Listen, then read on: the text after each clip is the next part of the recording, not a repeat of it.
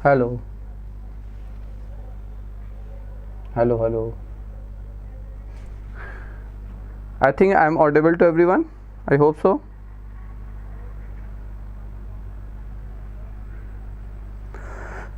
Okay, so I think we should start. तो start करते हैं। आज यहाँ पर हम लोग MCQ पार्ट 2 बुक 2 के जो भी क्वेश्चंस हैं MCQ बेस्ड जो बन सकते हैं, जो आपके एग्जामिनेशन के लिए डेफिनेटली बहुत इंपॉर्टेंट है। So I will be starting with those questions and today we are going to finish this up. ठीक है, तो लास्ट क्लास में हम लोगों ने बुक 1 के जो MCQ different type of questions frame हो सकते हैं वो देखे। आज हम लोग यहाँ पे देखेंगे कि जो बुक 2 के डिफरेंट टाइप ऑफ क्वेश्चंस है वो कैसे हो सकते हैं और कैसे क्वेश्चन आप एक्सपेक्ट कर सकते हो अपने एग्जामिनेशन में। So let's start with it and quickly we are going to finish it today. हाँ, ये हम आपको इनिशियली बता दे रहे हैं। इसके बाद हम लोग लॉन्ग आंसर टाइप क्वेश्चंस लेकर आएंगे, collection of like previous year questions, और जो हमें लगेगा बहुत इंपॉर्टेंट है we should discuss it book 1 book 2 and then we will be like taking up comprehension based. वो भी एक बहुत बड़ा क्वेश्चन है बच्चों के दिमाग में कि कॉम्प्रिहेंशन के क्वेश्चन कैसे आ सकते हैं या थोड़े से डिफरेंट होते हैं। अच्छा, एक चीज़ हम यहाँ क्लियर कर दें before I start the class है कि जो कॉम्प्रिहेंशन बेस्ड क्वेश्चंस आप उसके लिए ज़्यादा परेशान ना हो। नॉर्मली आपको कॉम्प्रिहेंशन बेस्ड क्वेश्चंस में हाँ प्रोबेबिलिटी का क्वेश्चन है तो जो वर्ड प्रॉब्लम है उसी में आपको कुछ आपको एक बड़ी सी जो वर्ड प्रॉब्लम होती है उसे कॉम्प्रिहेंशन में दे देंगे, उसके ऊपर 2-3 क्वेश्चन बना सकते हैं। सो दैट्स मोर प्रोबेबल है।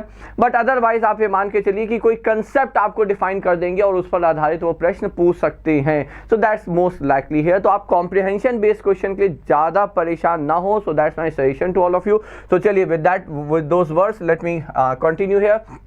देखिए, जो पहला क्वेश्चन है वो है आपका इंटीग्रल है -π/4 से π/4 dx अपॉन 1 + cos 2x। अच्छा, यहाँ पे आप सब लोग जान ले बच्चों, ये इंटीग्रेशन के पॉइंट ऑफ व्यू से बहुत ही इंपॉर्टेंट स्टेटमेंट है। वो ये है कि when ever you have 1 + cos 2x, या हम यहाँ पे लिखेंगे cos t। ठीक है, तो आप ये याद रखिएगा। इसे आप अब not going to like write here why and how. जो जिन्हें 11th क्लास की ट्रिग्नोमेट्री याद है दे नो इट, जिन्हें नहीं याद है कोई प्रॉब्लम नहीं है। ठीक है, आप सीधे सीधे यहाँ पे 2 sin² t/2 से रिप्लेस कर सकते हैं। Rather it's 2 cos² t/2। ठीक है, तो यहाँ पे ये 2 cos² t/2 से रिप्लेस होगा। ठीक है, तो ये आप एज अ रिजल्ट याद कर सकते हैं। More over if you have 1 - cos t, यदि आपके पास 1 - cos t है तो इसे आप फिर 2 sin² t/2 से रिप्लेस कर सकते हैं। ये आप बच्चों याद रखेंगे। ठीक है, तो ये दो रिलेशन, ये दो आपके identities you need it throughout integration. यदि ये अंडर रूट में है, under root of 1 + cos t, under root of 1 - cos t, it gets more and more important. ये ज़्यादा इंपॉर्टेंट हो जाता है, ये ध्यान रखिएगा बच्चों। ठीक है, तो ये हो गया आपका यह Amrish, hello, nice to have you back here. ठीक है, तो ये हो गया ये अच्छा, ये जेई के लिए भी इंपॉर्टेंट है ना। और इसके साथ साथ चलिए एक चीज जल्दी सॉल्व बताते हैं before we move to this question. See that's what I wish कि जितने रिलेटेड कंसेप्ट्स हैं वो आपको बताते चलें, जिससे कि यदि प्रश्न किसी और लाइक रिलेटेड कंसेप्ट्स पर आधारित आता है तो you can handle those questions also, वो क्वेश्चंस भी आप हैंडल कर सकें। उसी के साथ साथ देखिए आपके सामने मान लीजिए कोई एक्सप्रेशन इंटीग्रल में आ गया 1 + x। ठीक है, अब ऑफ कोर्स आप कहोगे नहीं ये तो हम सॉल्व भी कर लेंगे। हाँ बिल्कुल कर सकते हैं, इंटीग्रल है आप इसका डायरेक्ट कर सकते हैं। बट इसी के साथ साथ यदि मान लीजिए यहाँ पे भी आ गया 1 - x, तब क्या करेंगे आप? ठीक है, तो अब यहाँ पे जान लीजिए कि यदि हम x को cos 2θ से रिप्लेस करें तो आप दोनों ही ऊपर और नीचे, न्यूमरेटर डिनोमिनेटर दोनों में ही you can get rid of square root here. So that's the importance of these 2 results. ठीक है, आप इन 2 रिजल्ट्स को याद रखिएगा। रेस्ट चलिए अब आगे बढ़ लेते हैं। अब देखिए ये क्वेश्चन है Amrish, if you are there let me know the answer quickly.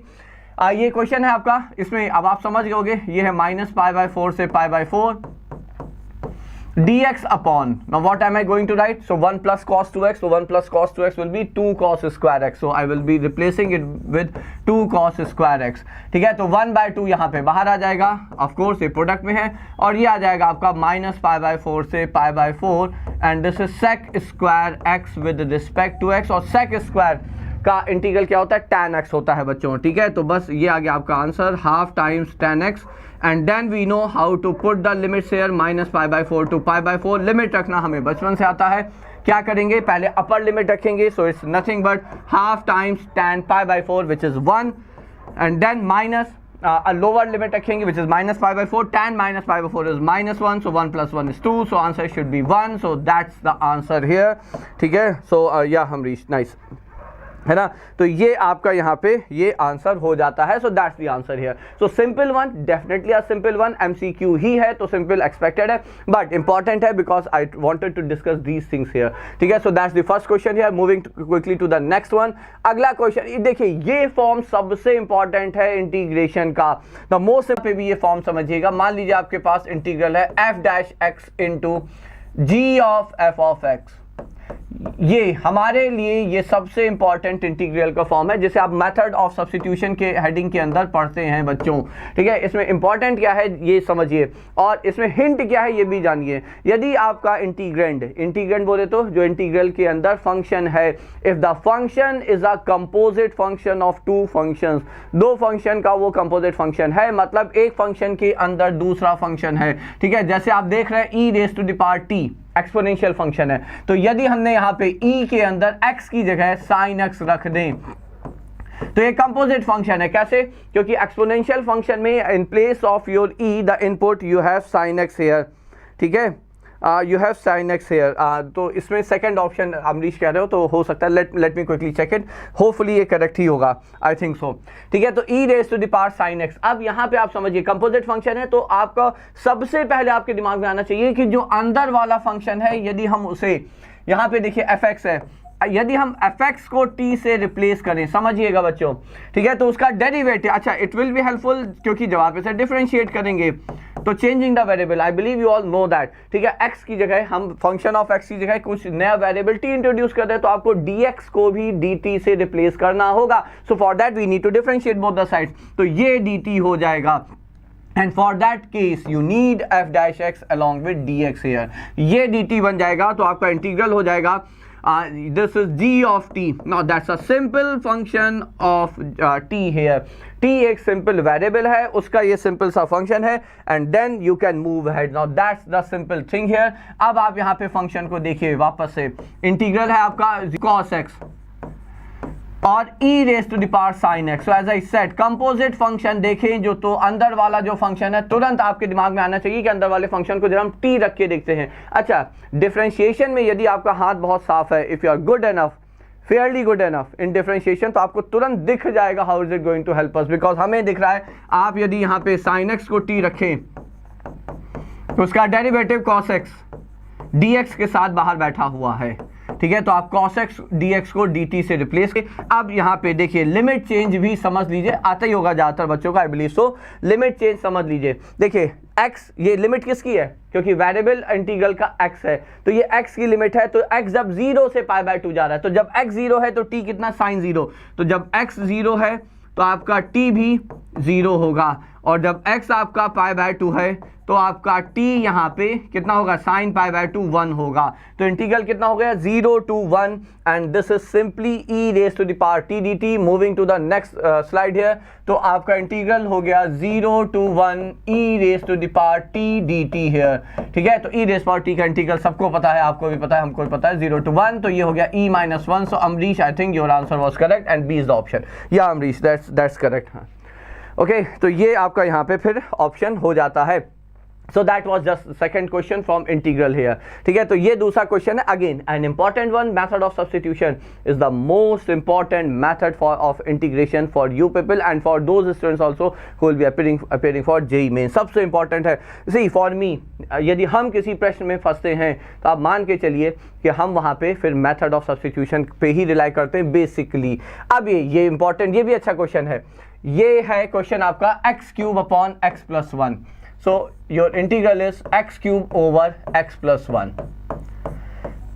ठीक है, अब यहाँ पे देखिए MCQ है, of course I have to discuss it, but more important than this is कि हमने ये क्वेश्चन सेलेक्ट क्यों किया। देखिए यहाँ पे आप क्या कर सकते हैं, यहाँ पे आप इसमें एक तो लॉन्ग डिवीजन मेथड पे जा सकते हैं। More over my suggestion is कि यदि आपको 9th क्लास के आइडेंटिटीज पता हैं, हमें देखिए एक चीज समझनी है बच्चों, if you have multiple terms in numerator and single term in denominator, so you will be in a better condition to integrate. Vice versa, if you have one term in numerator and multiple terms in denominator, we will be facing difficulty in integrating। ये बात समझिएगा, मतलब बात सीधी सी है in straight term कि आप number of terms numerator में ज़्यादा हो जाएं उसमें हमें कोई समस्या नहीं है, डिनोमिनेटर में टर्म कम होने चाहिए या नहीं हो या सिंगल टर्म हो। ठीक है, अब हम यहाँ पे क्या कहेंगे, चूंकि हमें x+1 दिख रहा है, हमने ऊपर 1 ऐड किया 1 सब्ट्रैक्ट किया। वैसे तो आप चाहें as I said long division method का भी प्रयोग कर सकते हैं, आएगा यही। ठीक है, बट ये लॉन्ग डिवीजन मेथड का एक आप कह लें एक दूसरा तरीका उसे करने का है। अब इसे हम दो फॉर्म में तोड़ेंगे, दो integral x³ + 1 upon x+1 -1 upon x+1, ये यहाँ पे हमने ब्रेक किया। अब बच्चों आपको दिख गया होगा कि न्यूमरेटर में ये आइडेंटिटी a³ + b³ क्या होता है, a + b। तो देखिए a + b लिखते ही x+1 कैंसिल हो गया और क्या होता है a² - ab + 1, है ना, याद होगा आई बिलीव, अपॉन x+1, ये तो हो गया कैंसिल यहाँ पे dx minus integral of 1 upon x+1 और ये हो गया आपका ln। ठीक है, so now you can write here इसका इंटीग्रल। अब डायरेक्ट कर लेते हैं, x² का integral x³/3, so where is it, x³/3 positive sign minus x का -x²/2 माइनस x, ये आया, ये होगा देखिए x³/3 positive sign minus x²/2 with like same sign plus x और यहाँ पे हो गया ln 1 + x, so that's the answer here. Did anyone answer me? या Ritu, nice to have you here in the class. ठीक है, I think Amrish, Ritu and like all other students who are there, I think Utkarsh, Tanisha, you people must be there, I believe so. ठीक है, otherwise बाद में आना होगा तो आ जाएंगे। खैर ये आंसर है Amrish and Ritu, I can see at least 2 of you. Very good Amrish, very good. ठीक है, so nice, so I am moving to the next one. ये अगला क्वेश्चन है जहाँ पे dx है 1 ओवर इंटीग्रल है 1 ओवर सी। नाउ इसका सिंपल सा पर्पज है ना, कि आपका थोड़ा सा वो जो पार्शियल फ्रैक्शन वाला मेथड है वो अपन लोगों को क्लियर हो जाए, एक बार वापस से उसका हम डिस्कशन कर लें। सो दैट्स द सिंपल लॉजिक है। अच्छा, क्वेश्चन यहाँ पे ये है कि आपको इंटीग्रल RHS दिया हुआ है, आपको यहाँ पे a b बस ये दो वैल्यूज चाहिए। सो इन एनी केस हमें अल्टीमेटली तो यहाँ पे हमें करना क्या होगा, हमें तो इंटीग्रेट करना ही होगा, then only will be able to compare it. ठीक है, अब पार्शियल फ्रैक्शन आई थिंक सबको पता होगा, d is the answer here. Ritu, are you answering for this one? Okay, तो देखिए पार्शियल फ्रैक्शन में हमें पता है लीनियर फैक्टर, देखिए जितने लीनियर फैक्टर उतना ही अच्छी बात है, बट यहाँ पे एक ही लीनियर फैक्टर। तो लीनियर फैक्टर के लिए हम लोग क्या करते हैं, we introduce a constant in the numerator and for quadratic we introduce a linear term in the numerator. ठीक है, ये आ गया आपका। अब एलसीएम लेंगे, समझिएगा, अब एलसीएम लेंगे और डिनोमिनेटर दोनों साइड सेम हो जाएगा। मानते कि नहीं मानते? ये इधर आके मल्टीप्लाई हो गया a टाइम्स x² + 1 और ये आके इधर आ गया bx + c टाइम्स x + 2। यहाँ तक आई थिंक सब लोग क्लियर। डिनोमिनेटर यहाँ पे जब आप एलसीएम लेंगे x + 2 इंटू दिस, और यहाँ पे भी लेफ्ट साइड में भी सेम है, you can cancel them out. Now that's an identity statement, that's what I never forget to tell to my students. ये एक आइडेंटिटी स्टेटमेंट है। आइडेंटिटी स्टेटमेंट बोले तो वो statement which is true for every possible value of x, वो statement फिर से हम रिपीट कर रहे हैं, which is true for every possible value of x। ठीक है, आइडेंटिटी स्टेटमेंट है। तो अब यहाँ पे देखिए करना क्या होता है, जितने लीनियर फैक्टर्स हैं एक एक करके लीनियर फैक्टर को आप 0 के इक्वल रखें, इक्वेट करें 0 के साथ and get the root here. ये वैल्यू आप रख दी। आइडेंटिटी स्टेटमेंट आप जो इच्छा हो वो x की वैल्यू इस स्टेटमेंट पे रख सकते हैं LHS RHS में, बट अगेन आई सेड वो वैल्यू रखें जो आपको डायरेक्ट आंसर दे। तो जितने लीनियर फैक्टर हैं उनको एक एक करके 0 करिए और जो x की वैल्यूज आ रही है वो एक एक करके रखिए। तो यहाँ पे एक ही लीनियर फैक्टर है, put x is equal to -2 both the side since you have a constant in LHS, so that remains same. अब यहाँ पे जब आपने x की जगह -2 रखा, ये 0 हो गया और ये हो गया 4 + 1 5, सो 5a, यहां से आपका a आ गया 1/5, ये a आ गया। ठीक है, तो देखिए एक वैल्यू हमने x की रखी और एक कांस्टेंट की वैल्यू आपको मिल गई, बट अभी दो और है b और c। नाउ व्हाट, अब देखिए दूसरा फैक्टर चूंकि लीनियर नहीं है, क्वाड्रेटिक है, आप उसे फैक्टराइज कर पाते तो हम उसे इस तरह से लिखते ही नहीं। ऑफ कोर्स इसका कोई रियल रूट नहीं है।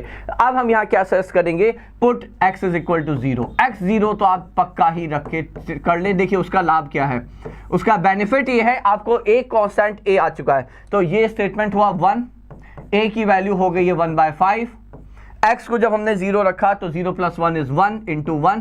देखिए 0 रखने का बेनिफिट क्या है, b × 0 is like gone, b × 0 is 0, तो आपके पास सिर्फ c बचा प्लस c × 2।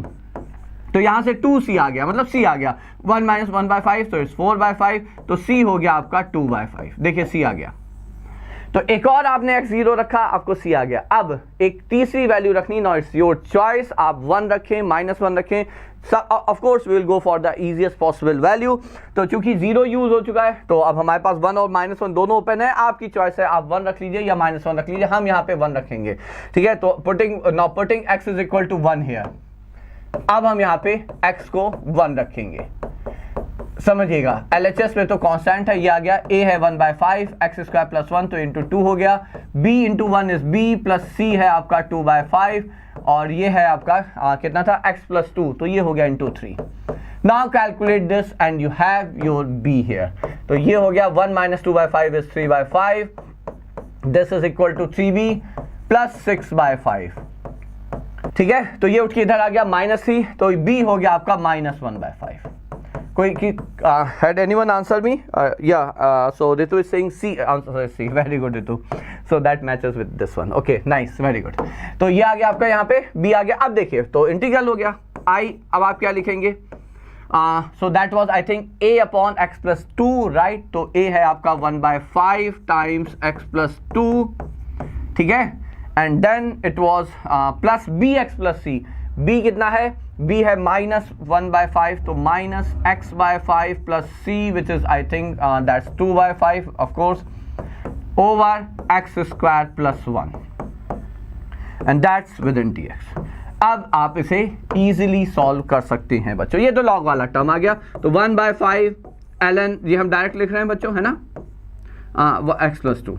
यहाँ से 1/5 कॉमन ले लिया, so take it out and you have this integral 2 - x upon x² plus 1, ठीक है, ये आ गया। अब इसे आप दो पार्ट में ब्रेक कर सकते हैं, 2 upon x² plus 1, 1 upon x² plus 1 का इंटीग्रल डायरेक्ट है tan इनवर्स x, ठीक है। और जब आप x अपॉन x² plus 1 लिखेंगे तो x² plus 1 को t रखेंगे तो उसका डेरिवेटिव ऊपर आ जाएगा 2x के फॉर्म में। सो now you can integrate it, but यदि हम यहाँ से देखना चाहें तो देखिए ln वाला टर्म, क्या ln x plus 2 है यहाँ पे? ये है, तो ये तो 1/5 दे दिया। अच्छा, ओके, नाइस, ठीक है। तो यहाँ पे अब आपको a और b लगाना है। देखिए एक ln आएगा और एक b का tan इनवर्स आएगा, तो tan इनवर्स के साथ हमें दिख रहा है, tan इनवर्स के साथ 2/5 है, ठीक है। सो b इज 2/5, तो b is 2/5, so only 2 options are there, C and D। आपको a निकालना है -1/10 या 1/10 में, ठीक है, and then you can get it. I think अब आप लोग कर लेंगे, ये आपको डायरेक्ट दिख रहा है। और चलिए हम एक बार बता देते हैं, मतलब ये है यहाँ पे 2/x² plus 1, I think that's done ना, दैट्स सॉर्टेड आउट। तो ये बचा है -1/5 x अपॉन x² plus 1, ठीक है। यदि हम इसे 2 से ऊपर नीचे मल्टीप्लाई कर दें तो ये -1/10 हो गया। अब फिर से समझिएगा, नीचे आप t रखिए x² plus 1 को, उसका डेरिवेटिव 2x ऊपर है, तो इट विल बी dt/t, उसका इंटीग्रल है ln t ln x² plus 1। तो ln x² plus 1 का यहाँ पे कोफिशिएंट आया -1/10 and that's a here. Okay, so a is -1/10 and b is 2/5. That's very good, Ritu. Very good. Okay, so nice. Yeah, Bhuvan. चलिए, moving to the next one. 5th question है ये। अब फिर से ये important है। अब आप लोग यही लगता होगा कि every time I call it important because see, question select किए हैं तो प्रयास ये किया है जितने टाइप ऑफ क्वेश्चन फ्रेम हो सकते हैं आपके यहाँ पर MCQ में, I should be able to cover all of them, जितना हम कवर कर पाएँ। सो ये हमारा प्रयास है यहाँ पे, ठीक है। सो रितु वेरी गुड। अब देखिए यहाँ पे आपको जो इंटीग्रल का फॉर्म याद रखना है वो ये है, जब भी e⁻x के साथ फंक्शन प्रोडक्ट में ये हो, ठीक है, कोई एक्सप्रेशन हो, जब भी e⁻x के साथ विद इन इंटीग्रल आपका जो फंक्शन है e⁻x के साथ प्रोडक्ट में, ठीक है, कुछ है यदि, तो इसका मतलब आपका सबसे पहले दिमाग में ये फॉर्म आना चाहिए जिस फॉर्म का इंटीग्रल होता है e⁻x into f(x). Never ever miss that, ठीक है। तो सबसे पहले हमने e⁻x into समथिंग देखा, तो सबसे पहले हमारे दिमाग में यही आएगा। तो चूंकि दिमाग में आया है तो of course I will try to get it in this form, ठीक है। तो ये तो हम प्रयास करेंगे इस फॉर्म में आ जाए। अब लाएंगे कैसे? तो देखिए ऊपर यदि आप देखें तो ये है 1 + x² - 2x, ठीक है, और नीचे हमने इसे 1 + x² का होल स्क्वायर लिख दिया। फाइन, क्योंकि उतने टर्म तो हमें देखने चाहिए ना बच्चों।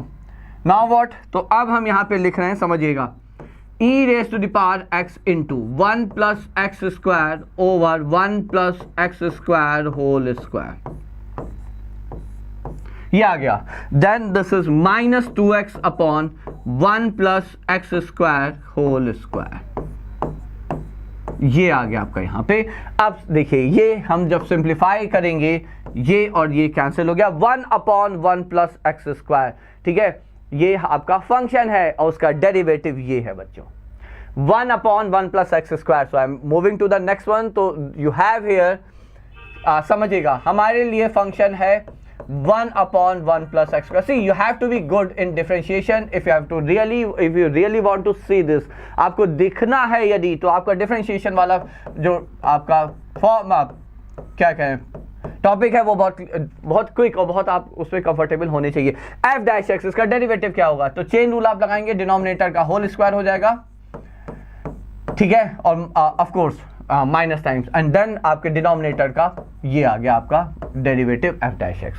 तो आपका इंटीग्रल जो था वो हो जाएगा सीधे सीधे e raise power x into F x, और एफ एक्स है 1 upon 1 plus x square, and that's the answer, that's the answer, ठीक है। So whatever you have, answer यही है। So A is the answer here, ठीक है बच्चों। So Ritu very good, so that's A, A is the answer here. So now moving to the next one quickly, the integrating factor। तो देखिए आपका ये आ गया। अच्छा, एरिया से एक्सपेक्टेड नहीं है बहुत ज़्यादा क्वेश्चन, और यदि आएगा भी तो ऑफ कोर्स होगा तो छोटा ही मोटा क्वेश्चन, बट है ना, एरिया से थोड़े क्वेश्चन ऐसे एक्सपेक्टेड नहीं है। तो I am directly coming to the differential equation here. Integrating factor पूछ सकते हैं आपको डिफरेंशियल इक्वेशन में, डिग्री पूछी जा सकती है, ऑर्डर पूछा जा सकता है। So I have tried to cover each and everything from this chapter differential equation, ठीक है। Integrating factor of this differential equation, तो इंटीग्रेटिंग फैक्टर किसका होता है, आपको याद हो LDE का होता है, लीनियर डिफरेंशियल इक्वेशन का ही इंटीग्रेटिंग फैक्टर होता है, ठीक है। LDE के दो फॉर्म है, दोनों आपके दिलो दिमाग पे बिल्कुल छपे होने चाहिए। dy बाई dx पहला फॉर्म है ये, some function of x, x being the like independent variable, times y is equal to another function of x, एक ये है। और दूसरा आपका जो फॉर्म है वो ऑफ कोर्स जब आप वेरिएबल चेंज कर देंगे, dy बाई dx की जगह आप dx बाई dy कर देंगे, सो आप अपना इंडिपेंडेंट और डिपेंडेंट वेरिएबल चेंज कर लीजिए। तो यहाँ पे फंक्शन जो है वो y का होगा into the like dependent variable is equal to another function of y।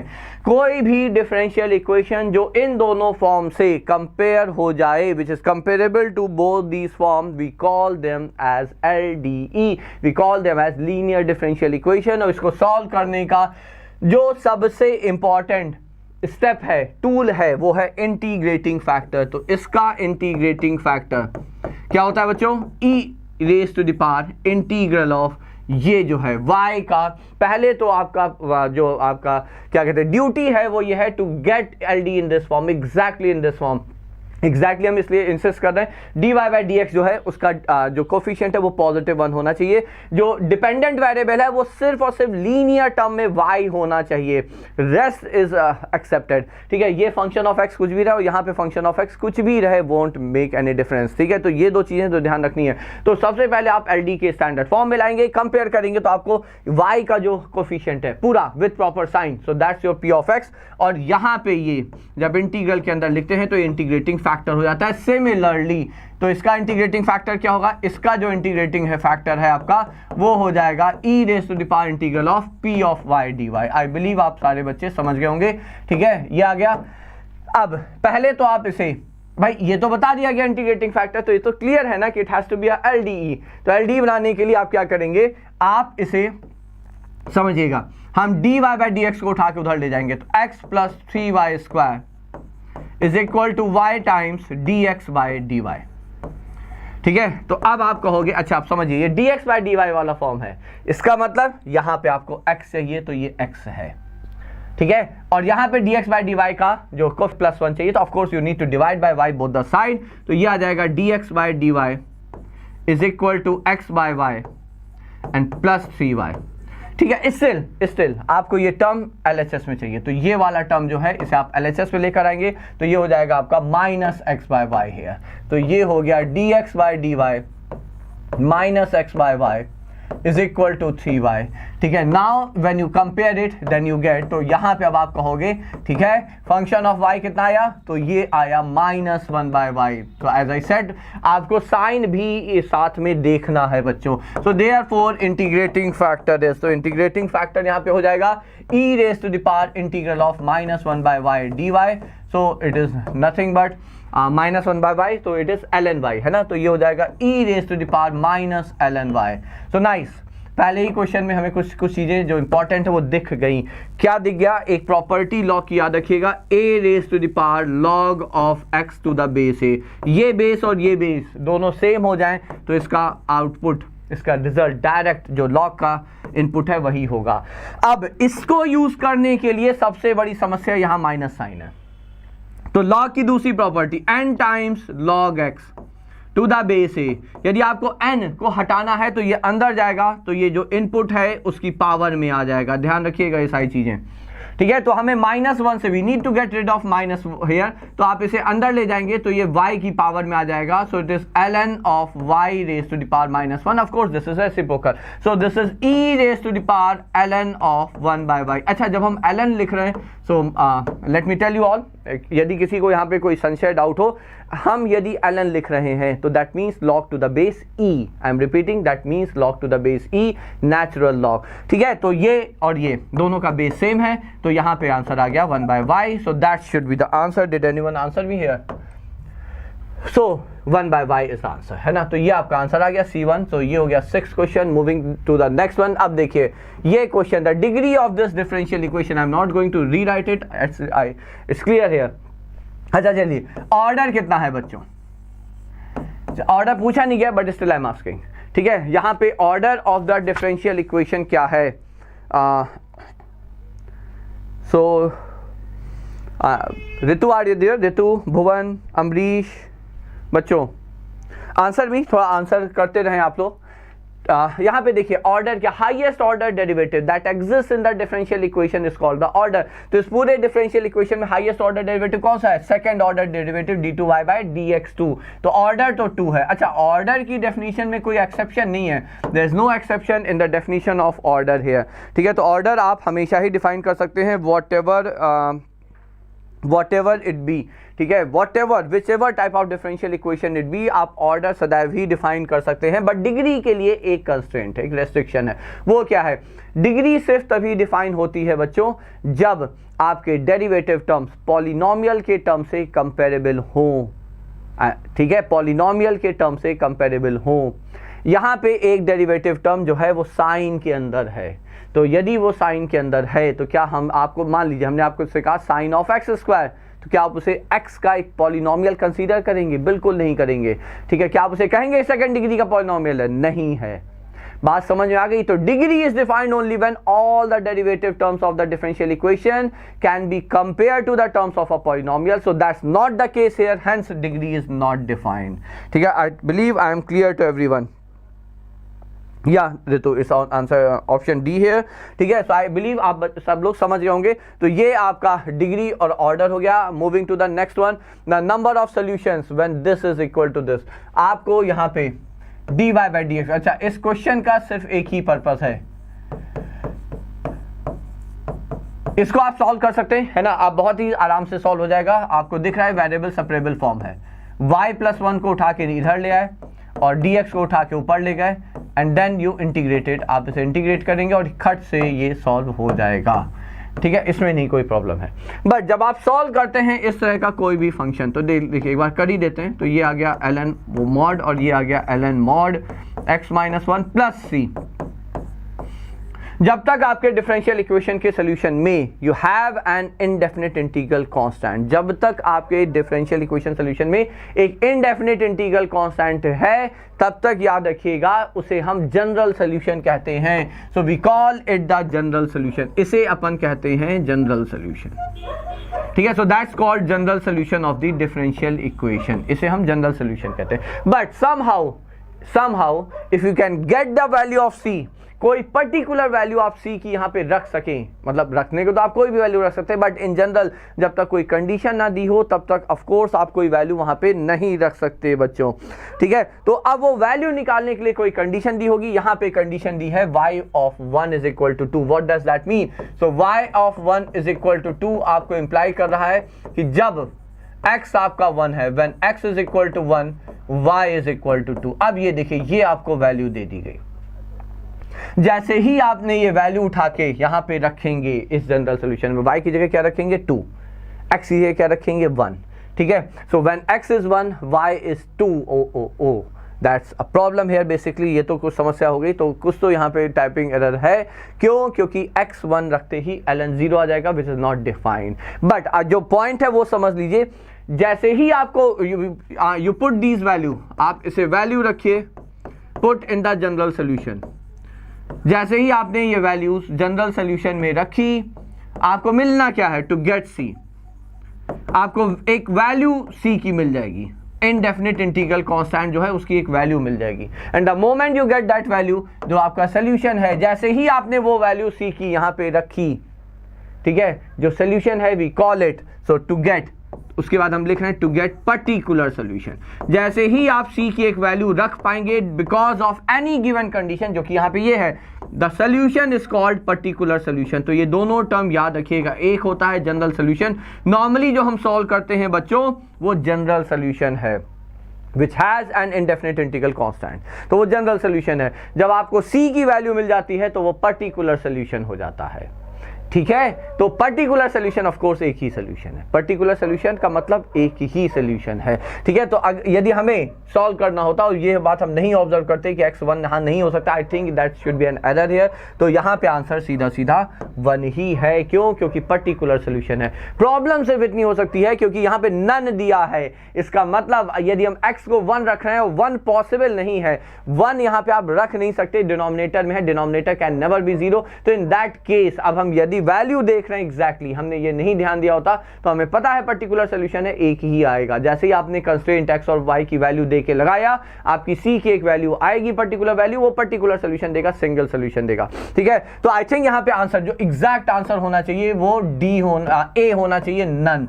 This should be the answer here. Now let me check what have they given here, ठीक है। उन्होंने उस चीज को b, देखिए ये गड़बड़ है, आंसर यहाँ पे a होगा बच्चों, ठीक है। आंसर इन्होंने बी ही दिया है, दैट मीन्स ये या फिर 1 यहाँ पे गलत रखा है या कंसीडर नहीं किया, ठीक है। 1 आप मानेंगे तो आंसर नन होगा, कोई ऐसा सोल्यूशन संभव ही नहीं है, ठीक है, जहां पे x 1 हो जाए बच्चों।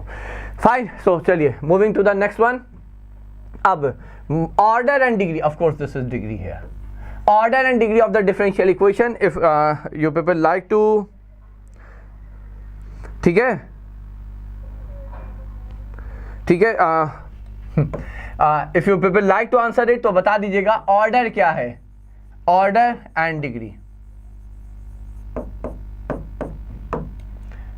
ऑर्डर क्लियर है, जो हाईएस्ट ऑर्डर डेरिवेटिव दिख रहा है वो ऑर्डर है, तो ये 3 हो जाएगा, है ना, third order derivative dy by dx3। Degree क्या है? अच्छा अब यहाँ पे देखिए, यदि सारे डेरिवेटिव टर्म्स, यहाँ पे बच्चों सारे डेरिवेटिव टर्म्स, या अमरीश 0 होगा, ऑप्शन डी। अच्छा आप यहाँ पे आंसर दे रहे हैं, बिल्कुल अमरीश डी है, ठीक है। जब सारे डेरिवेटिव टर्म यदि आपके पॉलिनोमियल के टर्म से कंपेरेबल हैं, ठीक है, so order is 3। Satyam, okay nice Satyam, very good. So if order is 3, ठीक है, तो सॉरी सारे डेरिवेटिव टर्म यदि आपके पॉलिनोमियल के टर्म से कंपेरेबल हैं, तो जो हाईएस्ट ऑर्डर डेरिवेटिव टर्म है उसकी जो हाईएस्ट पावर है दैट्स द डिग्री, ठीक है। यहाँ पे हाईएस्ट ऑर्डर डेरिवेटिव टर्म एक ही है, थर्ड ऑर्डर डेरिवेटिव टर्म एक ही है, तो उसकी जो पावर है वही डिग्री है, so degree is 2 here, so answer is 3,2, so it's 3,2 here. Ritu is that clear? Ritu is that clear? So Amrish, Satyam, I think आप लोग समझ गए होंगे बच्चों, ठीक है। So moving to the next one, simple है, आंसर इज दिया। फिर से देखिए, इंटीग्रेटिंग फैक्टर आपको चाहिए इस डिफरेंशियल इक्वेशन का। इंटीग्रेटिंग फैक्टर का मतलब ही है कि वो आपका जो इक्वेशन वो LD होगा तो cos x आपने डिवाइड कर देना है, जिससे कि स्टैंडर्ड फॉर्म में आ जाए dy by dx plus y times tan x is equal to sec x। ठीक है, अब यहाँ पे आपको देखिए y का, ये आपका p ऑफ x है, तो integrating factor as I have already discuss integral of tan x। tan x का इंटीग्रल कितना, tan x का है, आपको वैसे डायरेक्ट याद रहना चाहिए, याद ही होगा, most of you must be knowing it. तो ये हो जाता है sine by cos ln sec x, isn't that, so ln sec x, ठीक है। तो ये हो जाएगा e raise to the power ln sec x mod के अंदर ऑफ कोर्स। और एज आई सेड e और ln का मतलब नेचुरल लॉग है, log to the base e है, दोनों बेस मैच कर रहे हैं, तो ये सीधे सीधे जो आपका लॉग का इनपुट है वही बाहर आ जाएगा sec x। So c is the answer here, ठीक है, nice. So again moving to the next one, the value of, अब आ गए हम लोग वेक्टर पे, ठीक है। तो डिफरेंशियल इक्वेशन हो गया, इंटीग्रेशन हो गया, and as I said I am not expecting a question of like a 1 mark का question here from area, like application of integral chapter, ठीक है। वेक्टर बहुत ही एंटिसिपेटेड है यहाँ पे ये क्वेश्चन। पहला क्वेश्चन बहुत सिंपल है, आपका वेक्टर है p times i cap plus j cap plus k cap. आपसे कहा गया कि ये एक यूनिट वेक्टर है। यूनिट वेक्टर क्या होता है बच्चों, unit vector is a vector whose magnitude is 1, ठीक है। So this imply what are we given, हमें गिवन है इसका मैग्नीट्यूड जो कि 1 है। अच्छा, p एक स्केलर है, ठीक है। तो जब स्केलर से आप मल्टीप्लाई करते हो उसे तो बाहर ले लीजिए और आप इसका मैग्नीट्यूड लिख लीजिए i cap plus j cap plus k cap, ये 1 है, ठीक है। अब किसी भी वेक्टर का मैग्नीट्यूड, तो यदि आपका वेक्टर a है, मान लीजिए हमने कहा a1 i cap plus a2 j cap plus a3 k cap, ठीक है, देन इट्स मैग्नीट्यूड। तो यदि आपको उसका मैग्नीट्यूड निकालना है, मैग्नीट्यूड ऑफ a क्या हो जाता है, सिंपल, जो तीनों स्केलर कोफिशिएंट्स हैं उनका स्क्वायर सम कर दीजिए, आपको मैग्नीट्यूड मिल जाएगा। तो ये हो जाएगा a1 square plus a2 square plus a3 square, ठीक है। ये आ गया आपका यहाँ पे मैग्नीट्यूड। तो सिंपल है, i cap j cap k cap तीनों का स्केलर कोफिशिएंट जो है वो 1 है, स्केलर कंपोनेंट 1 है, तो ये हो जाएगा mod p under root of 1 square plus 1 square plus 1 square which is 3 and that's 1 here. तो मॉड p हो गया आपका 1 ओवर रूट 3। मॉड हटाते हैं तो ये भी आपको बचपन से पता होगा कि जब आप मॉड हटाते हैं तो प्लस माइनस लगाते हैं, तो plus minus 1 by root 3 here, ठीक है। सो p क्या पॉजिटिव दिया हुआ, चल लिखा है, क्योंकि एक ही ऑप्शन है, otherwise if there would have been minus 1 by root 3 that would have also been the correct option. तो आंसर यहाँ पे प्लस माइनस 1 बाय रूट 3 दोनों हो सकते हैं, एक ही ऑप्शन है, तो हमारे लिए बी ही आंसर यहाँ पे करेक्ट आंसर है बच्चों, ठीक है। Sanu you are there, okay.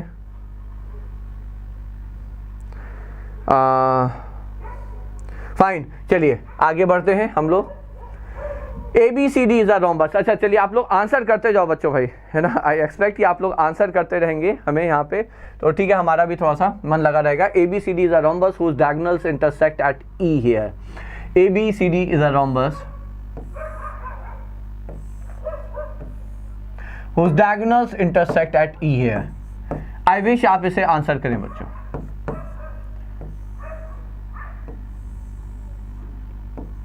ये E है, इंटरेस्टिंग क्वेश्चन है। सो आपको यहाँ पे EA vector plus EB vector plus EC vector plus ED vector चाहिए। Any answer, any one of you quickly?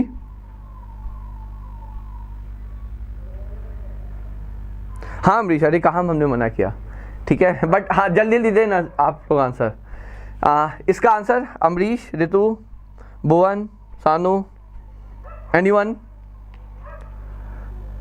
Anyone? अब देखिए ये वेक्टर जगह बहुत सिंपल सा बट अच्छा क्वेश्चन है बच्चों।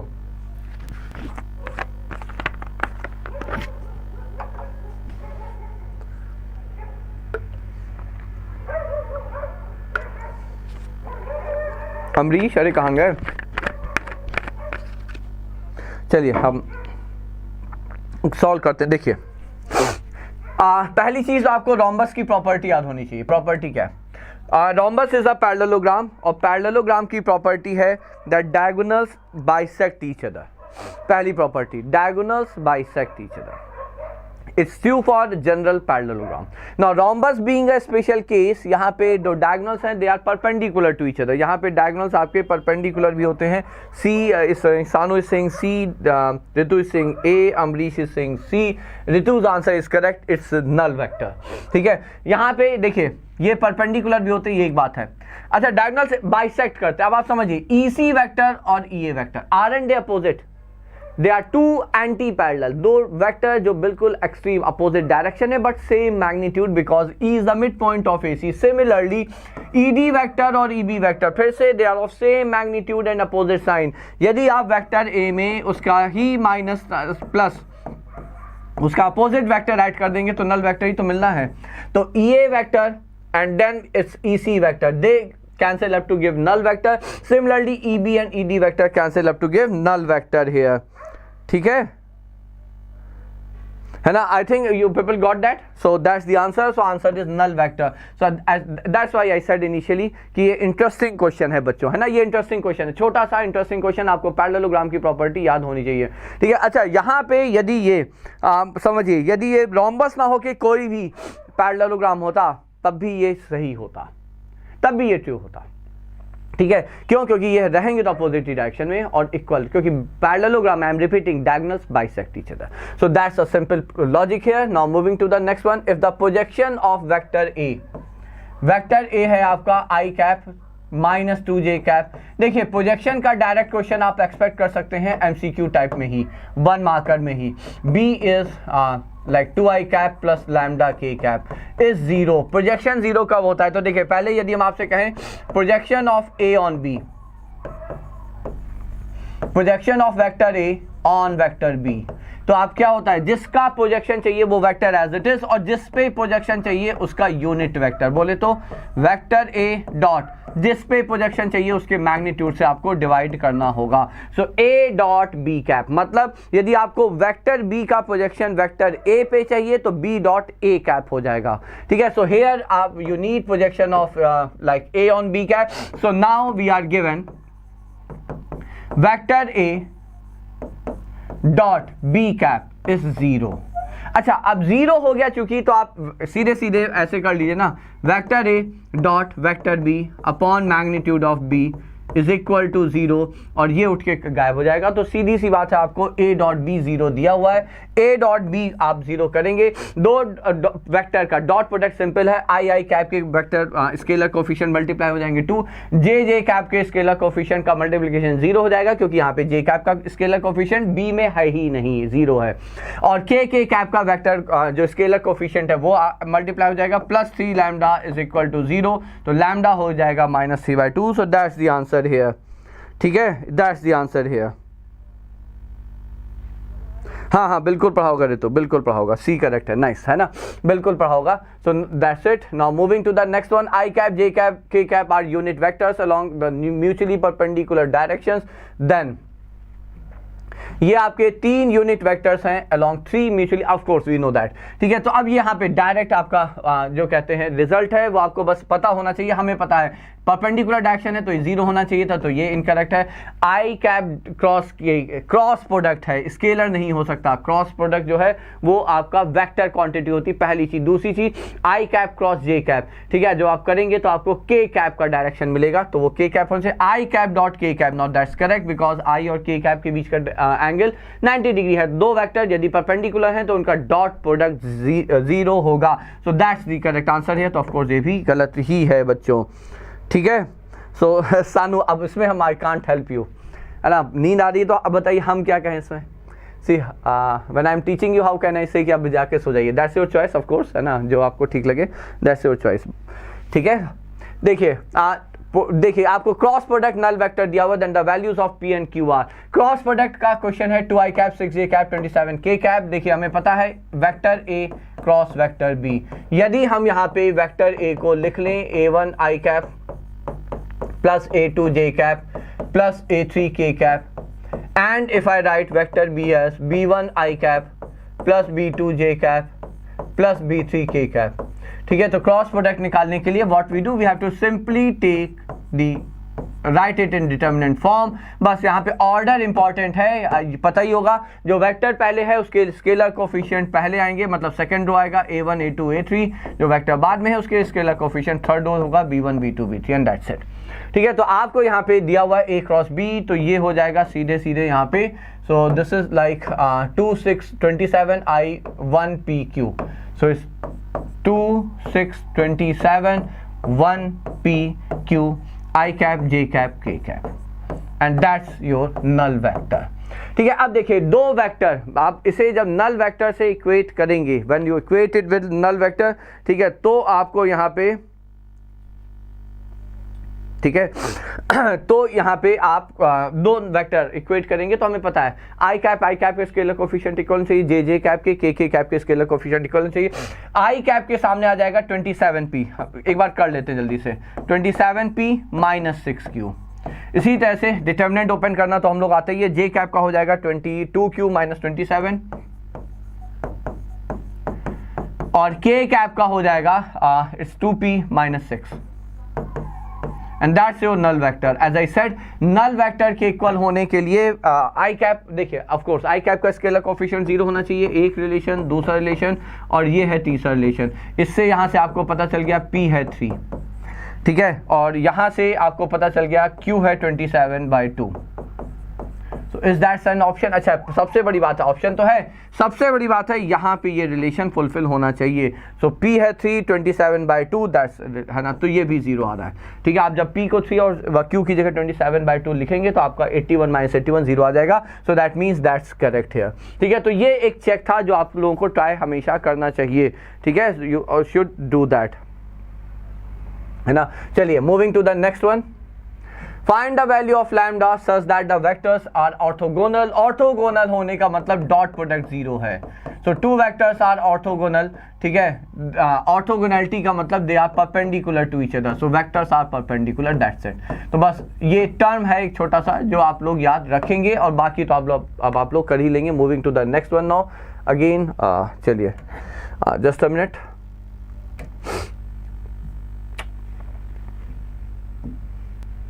जस्ट अ मिनट बच्चों।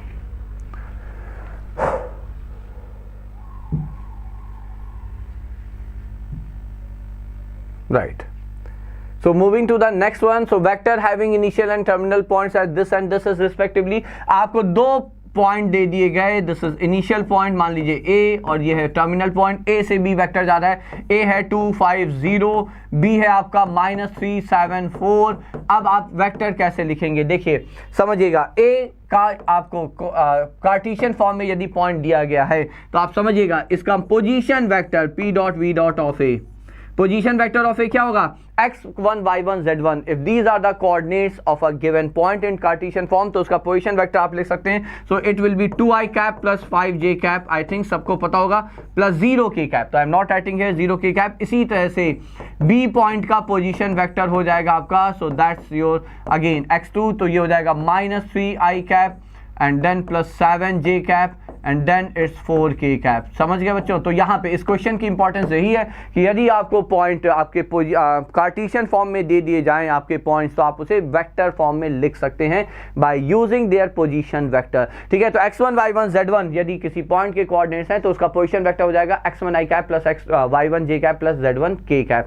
ठीक है, अब यदि आपको वेक्टर a, अच्छा ये भी याद रखिएगा, पॉइंट a जिसका आपको पॉइंट के सामने एक वेक्टर ब्रैकेट में लिख दिया जाए तो उसका वो पोजीशन वेक्टर होता है बच्चों। ठीक है, और इसका मतलब होता है OA vector, O being the origin. इसी तरह से एक पॉइंट B दे दिया जाए, उसका पोजीशन वेक्टर B है, इसका मतलब ये OB वेक्टर है। तो अब आपको यदि AB वेक्टर चाहिए A से B की तरफ, तो जो बाद वाला पॉइंट है उसका पोजीशन वेक्टर आप पहले लिखते हैं, माइनस जो पहले वाला पॉइंट है उसका पोजीशन वेक्टर होगा। So here this is how you get it. तो AB वेक्टर हो जाएगा position vector of B minus position vector of A, तो दैट्स इट। तो यहां पे आपको AB वेक्टर ही चाहिए।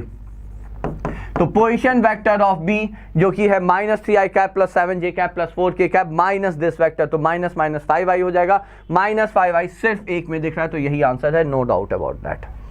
ठीक है, आई थिंक इट्स क्लियर। आप चाहें तो चेक कर ले, 7 - 5 2 हो जाएगा और 4k - 0 is 4k cap. So that's it. तो ये आ गया आंसर। इस क्वेश्चन का पर्पस सिंपल था बच्चों। So you should know how to convert the Cartesian form of a point to the vector form. तो वो पोजीशन वेक्टर होता है, और यदि आपको 2 पॉइंट के पोजीशन वेक्टर पता है तो आपको उसको ज्वाइन करता हुआ जो लाइन सेगमेंट है उसका वेक्टर फॉर्म आप लिख सकते हैं।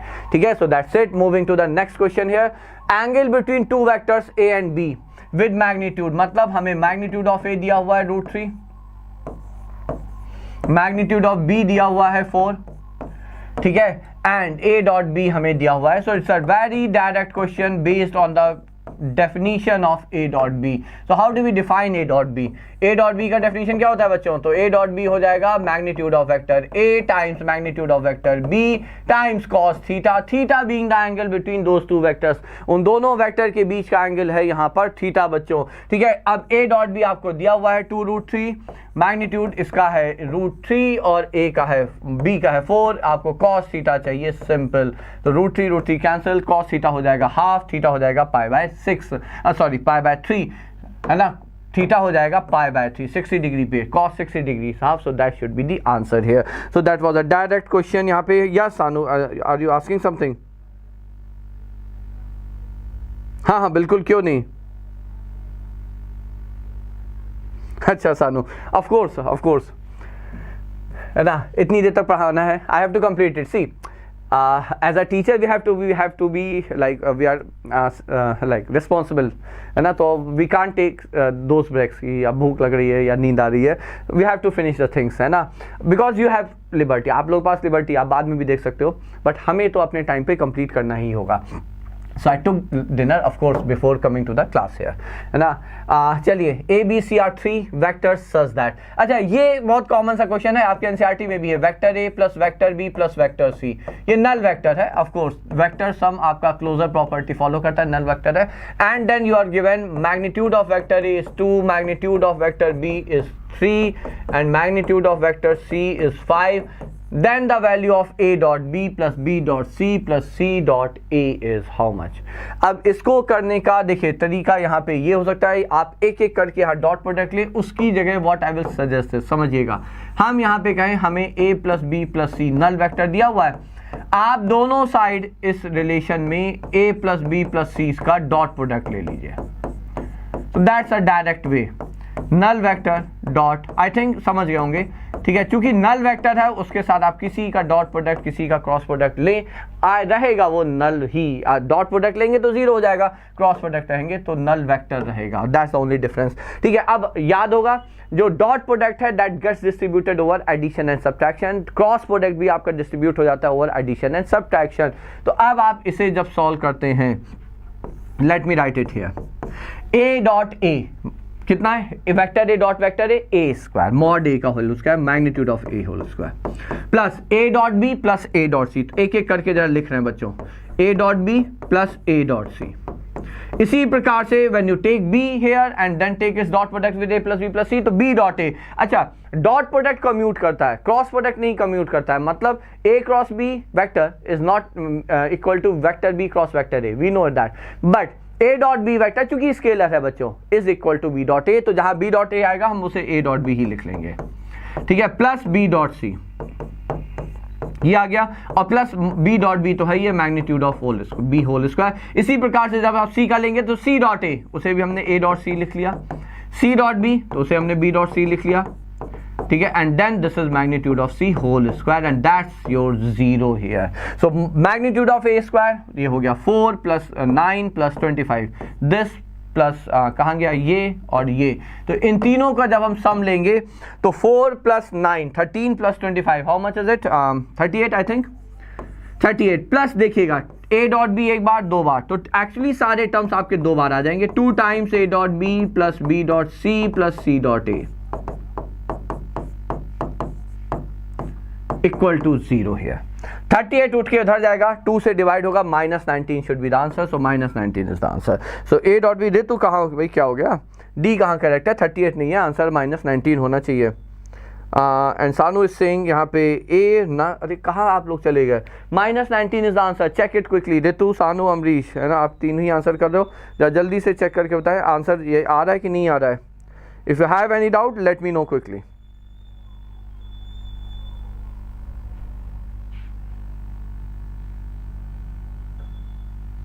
या है ना Ritu, that's fine.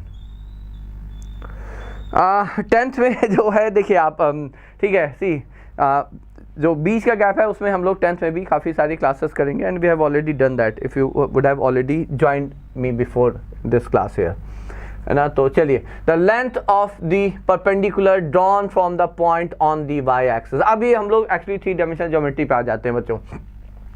Length of the perpendicular drawn from the point 4, -7, 3 on the y axis। अब आप यहाँ पे समझिएगा बच्चों कि y axis से देखिए, इसको ज्योमेट्रिकली समझाने का प्रयास करते हैं। C होगा, वेरी गुड सानू, या है ना, रितु एंड सानू, दैट्स करेक्ट। आप समझिए, जब हम कार्टेशियन फॉर्म में आते हैं पॉइंट के, आपका ये पॉइंट है x1 y1 z1, समझिएगा स्पेस है, स्पेस में ये पॉइंट है जिसके कोऑर्डिनेट्स हैं x1 y1 z1। अब यहाँ पे जो x1 है, अच्छा पहले रेफरेंस फिक्स करते हैं। रेफरेंस ऑफ कोर्स जो फ्लोर है उसे हमने xy प्लेन माना, ठीक है। x एक्सिस हम ये वाला एज, मतलब ये जो बोर्ड का ये हॉरिजॉन्टल एज है, इसे x एक्सिस मान रहे हैं, ठीक है। y जो एक्सिस है वो हम कौन सा मान रहे हैं, इस बोर्ड से आपकी तरफ ये वाला जो है ये आपका y एक्सिस है, और ऑफ कोर्स ये ऊपर जो है ये z एक्सिस है। So you can fix your frame in the room में आप इस प्रकार से फिक्स कर ले, एक बॉटम का एज x एक्सिस, उसका perpendicular bottom edge y axis, और एक कॉर्नर जो ऊपर की तरफ जा रहा है वॉल का वो हो गया z एक्सिस, ठीक है। So what I am going to say, xy आपका फ्लोर हो गया, ये हो गया अपना xz प्लेन, ठीक है, और ये अब हमारे लेफ्ट साइड वाली वॉल हो गई हमारी yz प्लेन। अब यदि ये पॉइंट है x1 y1 z1, तो आपको समझना होगा x1 y1 z1 होता क्या है। x1 जो इस पॉइंट का x कोऑर्डिनेट है, x1 that's the distance of this point from yz plane. yz plane से आप जब इस पॉइंट की तरफ चलेंगे जो डिस्टेंस है ये आपका x1 है। इसी तरह से इसका y1 क्या है, डिस्टेंस फ्रॉम xz प्लेन, ठीक है, एंड इस z1 is distance from xy plane. ये चीज समझ लीजिए, ठीक है। अब यदि पॉइंट का ये पॉइंट है 4 -7 3, तो 4 जो है x कोऑर्डिनेट है, तो yz प्लेन से इसका डिस्टेंस है, yz प्लेन से इसका डिस्टेंस है, ठीक है। जो -7 है जो y कोऑर्डिनेट है, xz प्लेन से इसका डिस्टेंस है, ठीक, और 3 जो है वो xy प्लेन से इसका डिस्टेंस है। हमें क्या चाहिए बच्चों, हमें चाहिए यहाँ पर इसका distance from the y axis. y axis से डिस्टेंस चाहिए, किसी प्लेन से नहीं चाहिए। अब y एक्सिस आपका बॉटम कॉर्नर है, समझिएगा, फ्लोर से इसका डिस्टेंस 3 यूनिट्स है, ठीक है, फ्लोर से इसका डिस्टेंस है, जो हाइट है ये 3 यूनिट है। अब इसको हम यहाँ पे बॉटम वाले कॉर्नर जो y एक्सिस हमने मान रखा उससे जोड़ दिया, और वहां पे जहां पे जाके मिला y एक्सिस को, ये हाइपोटेन्यूज की तरह से आप देखिए उस पॉइंट को, ये जो हाइट जहां पे ये प्रोजेक्ट होगा xy प्लेन पे उससे मिला दिया, ठीक है। तो ये जो बेस मिला वो डिस्टेंस है from yz plane, and that is x coordinate 4, height है 3, ठीक है। हाइपोटेन्यूज आपको चाहिए तो 4 square plus 3 square under root is 5, so 5 should be the answer here. तो इसका आंसर जो है 5 है, ठीक है। That's my way of like telling you all how to do it, ठीक है। बाकी एक बार आप बता दीजिए। इंग्लिश का पेपर इजी नहीं था, D is correct, okay Ritu you understood that, very good. See, whosoever you are, doesn't matter, आप परेशान ना हो। 7 यूनिट नहीं है आंसर, अम्बरीश आप समझ गए होंगे। देखिए इंग्लिश का पेपर इजी नहीं था, मैथ्स का तो आप मान के चलो, I am going to tell you all कि लेंदी तो आपको लगेगा ही लगेगा, ठीक है। Number of question 38 I think है, 38 क्वेश्चन आपको 3 घंटे में करने, पेपर लेंदी लगेगा, ठीक है। तो अब एक स्ट्रैटेजी होगी जिसको आपको फॉलो करना होगा, we will discuss it later, और डेफिनेटली हम उसे बिल्कुल आखिरी में डिस्कस करेंगे वो स्ट्रैटेजी, ठीक है। बट वही स्ट्रैटेजी आप फॉलो करेंगे तो उससे पेपर छूटेगा नहीं, ये पक्का है। अब जब भाई कोई क्वेश्चन नहीं आता, अब नहीं हो पा रहा है तो एक अलग बात है ना, बट आता हुआ क्वेश्चन नहीं छूटना चाहिए, ये सबसे इंपॉर्टेंट एस्पेक्ट होता है कभी भी आप पेपर सॉल्व कर रहे होते हैं, और आता हुआ क्वेश्चन गलत नहीं होना चाहिए, दोनों एस्पेक्ट आपको ध्यान में रखने। So will discuss that strategy later. I think ये सब बच्चे समझ गए, है ना, 5 यूनिट्स वाला सब लोग समझ गए बच्चों, स्टेटस जो भी हैं आप, ठीक है। आई थिंक आप हमारी बात आप समझिए, इंग्लिश का पेपर टफ था, ठीक है, अब उसमें तो हम कोई हेल्प नहीं कर सकते, मैथ्स का अच्छा हो जाए पेपर, इसमें हम डेफिनेटली हेल्प करने का प्रयास कर रहे हैं। The vector equation of xy plane, X Y plane की कार्टेशियन फॉर्म में इक्वेशन क्या है? एक्स वाई प्लेन की, चलिए दोनों चीज बता देते हैं। कार्टेशियन फॉर्म में इक्वेशन है इसकी क्या होगी बच्चों? Cartesian form equation is z equal to 0। क्यों? क्योंकि एक्स वाई प्लेन पे कौन सा कोऑर्डिनेट 0 है? एक्स वाई प्लेन पे z कोऑर्डिनेट 0 है। At any point on X Y plane z coordinate is 0। ठीक है, तो z कोऑर्डिनेट यहां पे 0 है, इसका मतलब आप z इक्वल टू 0 लिख सकते हैं उसकी इक्वेशन। तो कार्टेशियन फॉर्म। इसी तरह से वाई जेड प्लेन की इक्वेशन क्या? x equal to 0। XZ plane की इक्वेशन क्या? y equal to 0। ध्यान रखिएगा। अब लेकिन क्वेश्चन वेक्टर फॉर्म में है, तो अब देखिए वेक्टर फॉर्म ऑफ इक्वेशन क्या होती है? जो जनरल फॉर्म है वो ये है, r dot n is equal to 0 q being any scalar. Vector n क्या है? Vector n is the normal vector to the plane. Normal vector to the plane. X Y plane की आपको equation चाहिए तो उसका नॉर्मल वेक्टर का direction क्या है? k कैप है। उसका नॉर्मल वेक्टर का डायरेक्शन है k cap, so it's r dot k cap. ठीक है, now that is equal to what, है ना? तो अब यहाँ पे नॉर्मल आपका पॉइंट यदि x y z है, आपका पॉइंट देखिए वेक्टर r क्या होता है?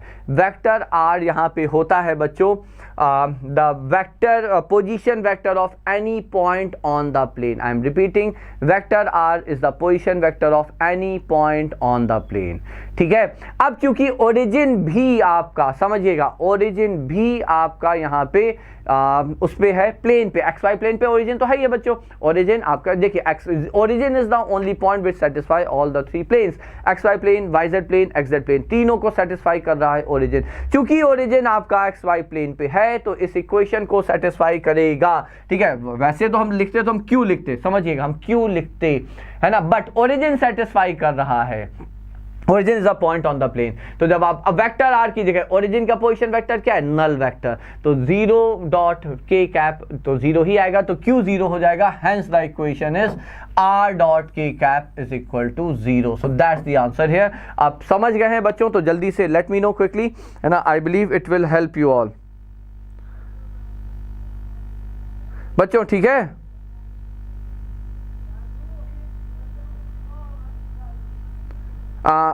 चलिए, okay, I am moving to the next question. I think आप लोग थोड़ा इधर उधर भटक गए। I am moving to the next question. So that was an important question for as far as I can understand that, ये क्वेश्चन important है। चलिए, the equation of the line in vector form passing to the point and parallel to the line. देखिए vector, पहले तो हमें Cartesian form में equation of line को समझना होगा। कार्टेशियन फॉर्म में जो लाइन की इक्वेशन होती है वो, जिसे हम सिमेट्रिक फॉर्म ऑफ लाइन कहते हैं, x minus x1 by A is equal to y minus y1 by B is equal to z minus z1 by C. ये आपकी कार्टेशियन फॉर्म ऑफ इक्वेशन है यहाँ पे। ठीक है, तो अब इसमें x1 y1 z1 वो पॉइंट है जिससे लाइन पास कर रही है। a comma b comma c जो डिनोमिनेटर है वो आपके dr direction ratio of the line है बच्चों। ठीक है, अब लेकिन एक चीज याद रखिएगा, आप लाइन की इक्वेशन में ये जो हमने दो रिजल्ट आपको बताया, कौन से? x1 y1 z1 are the coordinates of the point through which the line pass and a b c are the drs of the line. ये आप तभी लिख सकते हैं जब x y z जो वेरिएबल है तीन लाइन के, ठीक है, x y z इनके कोफिशिएंट पॉजिटिव 1 हो, then only you can claim about the fixed point through which the line is passing and the drs of the line। अब आपको लाइन यहाँ पे दी हुई है ये। अब सबसे पहले आपके दिमाग में आना चाहिए z इक्वल टू 2 क्या हो गया। ठीक है, तो अब ये अलग से क्यों लिखा गया इसको भी हम एक्सप्लेन कर देते हैं। ये है, ये समझिएगा। एक्चुअली यहाँ पे देखिए, जब भी इस प्रकार का है, वैसे तो इसका एक्सप्लेनेशन कुछ और है बट उतने हम डिटेल भी नहीं जाएंगे, वो थोड़ा सा कंफ्यूजिंग हो जाता है। जेई के क्वेश्चन डिस्कस कर रहे होते तो हम उसमें जाते, बट यहाँ पे हम क्या लिखेंगे? z minus 2 equal to 0। Of course आप 2 को उठा के ले, z माइनस 2 इक्वल टू 0। तो हम यदि चाहें इसे यहाँ पे समझिएगा लिख सकते हैं, लिखना नहीं चाहिए, just to explain you all. 0 को डिनोमिनेटर में ले आए, 0 को डिनोमिनेटर में ले आए, तो है ये फॉर्म, समझिएगा, है ये फॉर्म। ठीक है, but 0 you can't have in the denominator. अब लाइन की इक्वेशन को जब आप यूज करते हैं किसी भी फॉर्म में, तो आप याद रखिएगा, आप जो तीन लाइन की इक्वेशन है किस फॉर्म में, क्या ये इक्वेशन है, क्या आप इसे इक्वेशन की तरह से देख पा रहे हैं? तो बिल्कुल नहीं देख सकते। क्यों? क्योंकि यहाँ पे दो इक्वालिटी साइन है। किस इक्वेशन में दो इक्वालिटी होती है? तो ये एक्चुअली ये इक्वेशन नहीं है, is the equality of three ratios, तीन रेशियो की इक्वालिटी है। तो इसे आप इक्वेशन की तरह प्रयोग ही नहीं कर सकते बच्चों। So how else can we use it? तो इसका यूज करने का एक ही तरीका है कि आपने जो इक्वेशन लिखी है, जैसे आप लाइन की इक्वेशन क्लेम कर रहे हैं, उसे P मान लीजिए। अब आप यहां से कहते हो ओके x कितना, मतलब any point on the line x, y, z, any point on the line जिसके कोऑर्डिनेट्स वेरिएबल पॉइंट है x, y, z।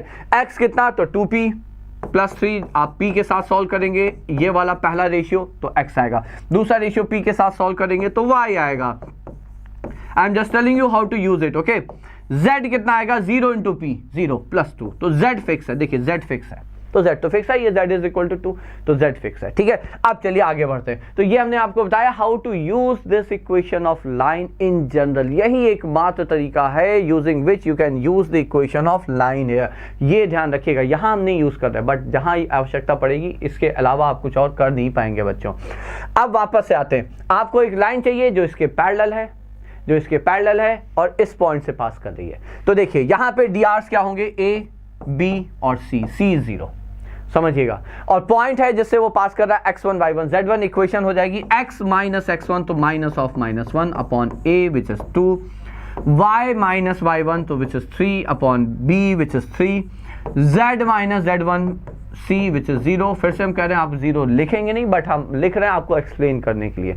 ये लाइन की इक्वेशन हो गई। कार्टेशियन फॉर्म में यदि पूछा गया होता, क्वेश्चन यहाँ पे वेक्टर फॉर्म में है, हमें पता है। I remember that, I didn't forget it. I'm just trying to explain you. Had the question been in Cartesian form तो क्या आंसर आता? तो आंसर ये आता, ठीक है। अब समझिए वेक्टर फॉर्म में इक्वेशन क्या होती है। वेक्टर फॉर्म की इक्वेशन ऑफ लाइन होती है, moving to the next slide here.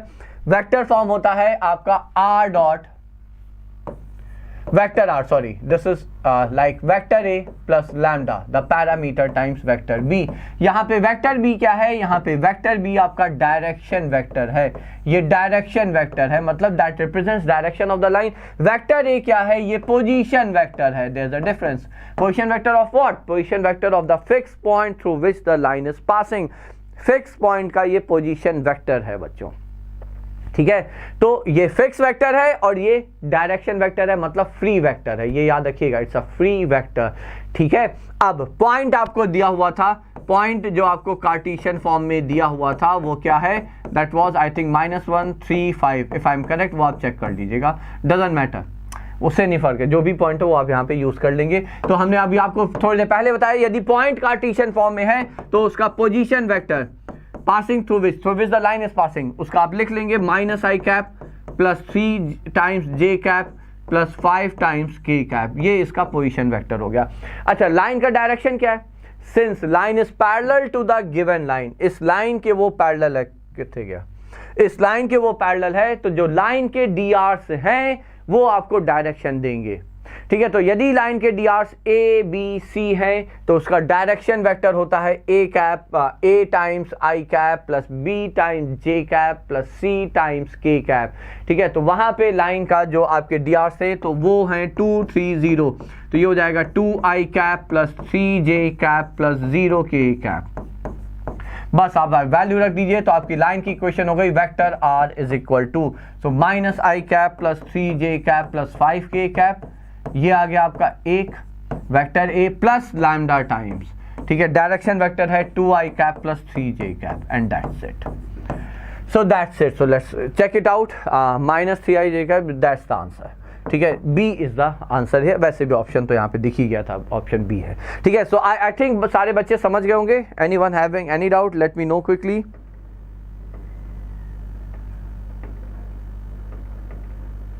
Yeah, we will do it in 10th class, okay? Yeah, Nandini, nice. You are there. ठीक है, so Nandini, did you get that? Nandini, Ritu, Amrish, Sanu, if you people are there. So let me know quickly if you people got that. Shall we move ahead? ठीक है, so I'm moving to the next one.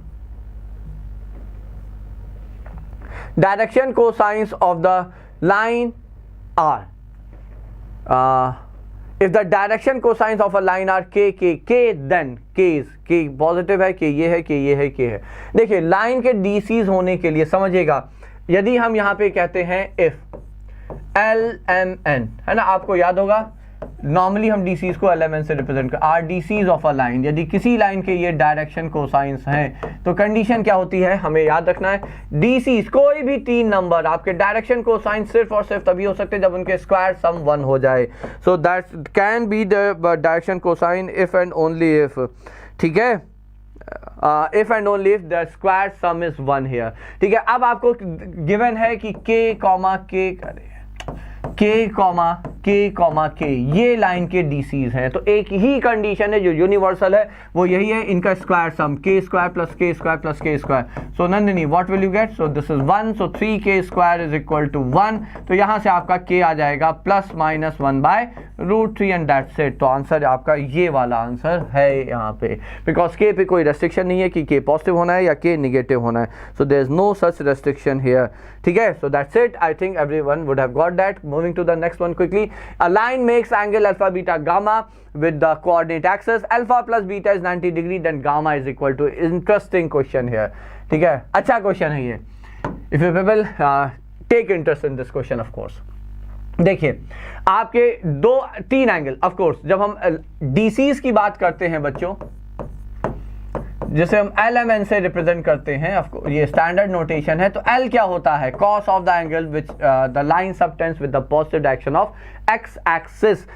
M क्या होता है, cos of the angle cos beta which is subtends with the y axis, and N is cos of gamma the angle, gamma क्या है, angle which is subtends with the z axis. अब relation क्या है यहाँ पे, relation वही है कि cos square alpha plus cos square beta plus cos square gamma is equal to 1, ठीक है, ये रिलेशन है यहाँ पे, हमें पता है डीसीज है ना ये, ठीक है। अब देखिए हमें अल्फा प्लस बीटा, आपको मतलब हमें दिया है 90 डिग्री, हमें गामा चाहिए। अब एक चीज याद रखिएगा, there is no direct correlation, there is no direct correlation among the 3 angles alpha beta gamma में कोई डायरेक्ट कोरिलेशन नहीं है ना, ठीक है। यही एक रिलेशन है जो आपको आंसर दे सकता है, कोई आंसर दे रहा है इस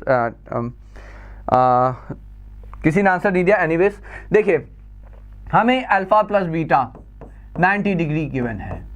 अच्छा यहां से ये तो हम लिख ही सकते हैं ना, beta is 90 degree minus alpha, तो cos बीटा कितना, cos beta is cos 90 minus alpha. अच्छा ये तो याद ही होगा ना, cos 90 minus theta is nothing but sine theta, तो ये हो गया साइन अल्फा, बस यहीं से आंसर आ जाएगा। cos स्क्वायर अल्फा को आप cos स्क्वायर अल्फा रहने दें, cos स्क्वायर बीटा की जगह क्या आ जाएगा, you will get sine square alpha and that's your 1 here, plus cos square gamma is equal to 1, ये 1 है और ये 1 है, ये और ये कैंसिल हो गया, तो यहां से अब आप लिख सकते हैं cos स्क्वायर गामा इज 0, तो गामा हो गया यहाँ पे 90 डिग्री।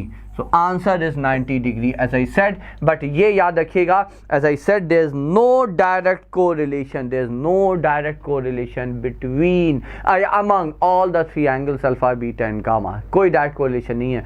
यहाँ से ये मतलब नहीं हुआ कि अल्फा प्लस बीटा, मान लीजिए आपसे कहा जाए 80 है तो आप गामा 100 नहीं होगा, ऐसा नहीं है कि इन तीनों का सम 180 है, ऐसा नहीं है कि इन तीनों का सम 360 फिक्स है, ऐसा कुछ भी फिक्स नहीं है, एक ही कोरिलेशन है इन तीनों के बीच में और वो है डीसीज वाला ये कोरिलेशन, स्क्वायर सम इज 1, ठीक है। So that's the only thing which can help us in that case, या apt answer is 90 degrees, fine, ठीक है। So now moving to the next one, the equation of the line passing through the point and equally inclined with the axis. अब देखिए यहाँ पे चूंकि Cartesian form में equation है तो अब तो शायद क्लियर होगा, पॉइंट गिवन है x1 y1 z1, तो इक्वेशन हो जाएगी आपकी x माइनस x1, तो shall I write directly x minus x1 upon a is equal to y minus y1 upon b the dr and z minus z1 z plus 4 upon c। But आगे भी एक relation है, equally inclined with all the 3 axis, तीनों axis के साथ equally inclined है, मतलब alpha is equal to beta is equal to gamma, तो क्या हम वैल्यू नहीं निकाल लेंगे, बिल्कुल निकाल लेंगे। फिर से वही cos square alpha plus cos square beta plus cos square gamma is 1, तो 3 times cos square alpha is 1, तो यहां से आप cos अल्फा लिख सकते हैं plus minus 1/√3, that's your choice, that's your choice, ठीक है। अब मतलब ये हुआ कि LMN इक्वल है, बात सीधी सी है कि LMN इक्वल है, ठीक है। तो सारे 1/√3 1/√3 1/√3। अच्छा हम DRs का प्रयोग करना पसंद करते हैं, normally we prefer to use DRs in the equation of line, so what I will say, देखिए हम DCs आपके आ गए 1/√3 प्लस माइनस दोनों हो सकते हैं, हमने एक ले लिया 1/√3 1/√3, अच्छा, डायरेक्शन कोसाइन से dr कैसे आते हैं, डायरेक्शन रेशियो कैसे आते हैं? If we multiply all the numbers by, हम तीनों ही डीसी के नंबर्स को किसी एक कांस्टेंट सेम नंबर से मल्टीप्लाई कर दे तो आपको dr मिल जाएंगे। इसीलिए याद रखिएगा 1 मार्क का क्वेश्चन में ये भी पूछा जाता है, a line with a given DCs can have infinite dr। समझिएगा, a line with a given set of DCs fix हैं लाइन के, यूनिक हैं, बट drs इनफिनाइट हो सकते हैं। ये अपने आप में क्वेश्चन हो सकता है, ठीक है। तो आप किसी से मल्टीप्लाई करिए, तो हम तो √3 से मल्टीप्लाई करेंगे, तो हम यहाँ पे drs लिख लेंगे 1 1 1। आप 2√3 से मल्टीप्लाई कर लिए 2 2 2, आप -√3 से मल्टीप्लाई कर दिए -1 -1 -1, 0 से छोड़ के आप किसी नंबर से मल्टीप्लाई कर सकते हैं, तीनों डीसीज के नंबर को, यू गेट करस्पॉन्डिंग dr। तो अब dr देखिए, अब ये है वो x + 3/1, y - 2/1, z + 4/1, so that's the answer here, that's the answer here, ठीक है। आई बिलीव बच्चे समझ गए होंगे सारे, है ना? सो दैट्स द आंसर है। So that's it. चलिए moving to the next one quickly. The vector equation of the symmetrical, I think ये हो जाएगा, है ना? यहाँ पे पॉइंट आपको दिया हुआ है जिससे पॉइंट पास कर रहा है। As I said, आप इसे कंपेयर करेंगे x - x1, y - y1, z - z1, तो पॉइंट हो जाएगा आपका x1 जो कि है 5, y - y1 + 4 है तो -4, z - z1 हो जाएगा यहाँ पे 6, और लाइन के जो drs हैं ये हो जाएंगे 3, 7, 2 हेयर। ये लाइन के drs हैं, पॉइंट के ये कोऑर्डिनेट्स हैं, ठीक है। यहां से आपको पॉइंट का position vector 5i cap - 4j cap + 6k cap, ये पॉइंट का पोजीशन वेक्टर है, और ये है यहाँ पे कौन सा है, ये यहाँ पे मैच कर रहा है, ये इकलौता है जो मैच कर रहा है, और ये drs हो गए लाइन के, मतलब लाइन का डायरेक्शन वेक्टर देगा 3i cap + 7j cap + 2k cap, so that's the answer here, so that's the answer here. So now moving, yes Amrish, nice, very good. तो चलिए आंसर देते रहो, ठीक है, जोश बना रहे सब में। The angle between the line this and this is, चलिए ये भी इंटरेस्टिंग है Amrish, I think you should try to answer it. Line है x = 1, y = 2, पहली लाइन है आपकी L1 जिसे हमने लिख लिया, जो है x = 1, y = 2, so x = 1, y = 2, और दूसरी लाइन है आपकी y = -1, z = 0। बताइए, अभी हमने आपसे बताया कि इसे लाइन की तरह से यदि देखना है तो आप कैसे देखते हैं। देखिए, हमने L1 को लिखना है x - 1 = 0/0 कर लिया, ठीक है, and then this is y - 2/0 = 2, ठीक है। तो x = 1, y = 2। अच्छा, वैसे भी यदि आप देखें तो x = 1 is a plane, x = 0 yz plane है, तो yz प्लेन के पैरेलल ये x = 1 है। इसी तरह से y = 2, y = 0 xz प्लेन है, ये वाला प्लेन, इसके पैरेलल y = 2, ये हो गया y = 2 आपका, ठीक है, और ये वाला प्लेन हो गया x = 1। ये एक ऐसा प्लेन जहां पे मीट करेंगे, ये वो लाइन है, ये वाली वो लाइन है, ठीक है। So that's a line which is parallel to your x x. अच्छा, ये चीज समझिए, ये लाइन जो आपको दिख रही है, मतलब आप यदि नॉर्मल टर्म में यूज करें तो वर्टिकल लाइन है पैरेलल टू जेड एक्सिस, ये z एक्सिस के पैरेलल लाइन। अच्छा चलिए इसी ऐसे ही देख लेते हैं, y is equal to -1, y equal to -1 again xz plane के पैरेलल है, तो y पीछे होगा, ऑफ कोर्स xz प्लेन के पीछे होगा, हम सामने आपको बता रहे हैं, ये वापस से y इज इक्वल टू -1 है, और z इक्वल टू 0, तो आपके xy एक्सिस ही xy प्लेन ही है। तो जहां पे समझिए ये xy प्लेन है और ये आपका ये है, तो ये जो लाइन आई ये हॉरिजॉन्टल लाइन है xy प्लेन पे, ये लाइन आपकी ऐसे है xy प्लेन पे, और जो पहली वाली लाइन है ये आपका parallel to the z axis है, तो ऑफ कोर्स इन दोनों के बीच का एंगल कितना, राइट एंगल दिख रहा है ना। xy प्लेन पे एक लाइन ली और एक ऐसे z एक्सिस के पैरेलल लाइन है, तो आपका जो एंगल है between the lines that is 90 degree, so that should be the answer without any calculation. Did you people get that? Did you people get that बच्चों?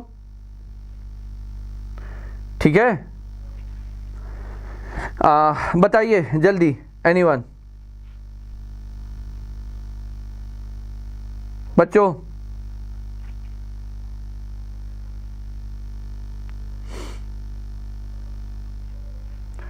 I believe so. Amrish, Ritu, are you people there?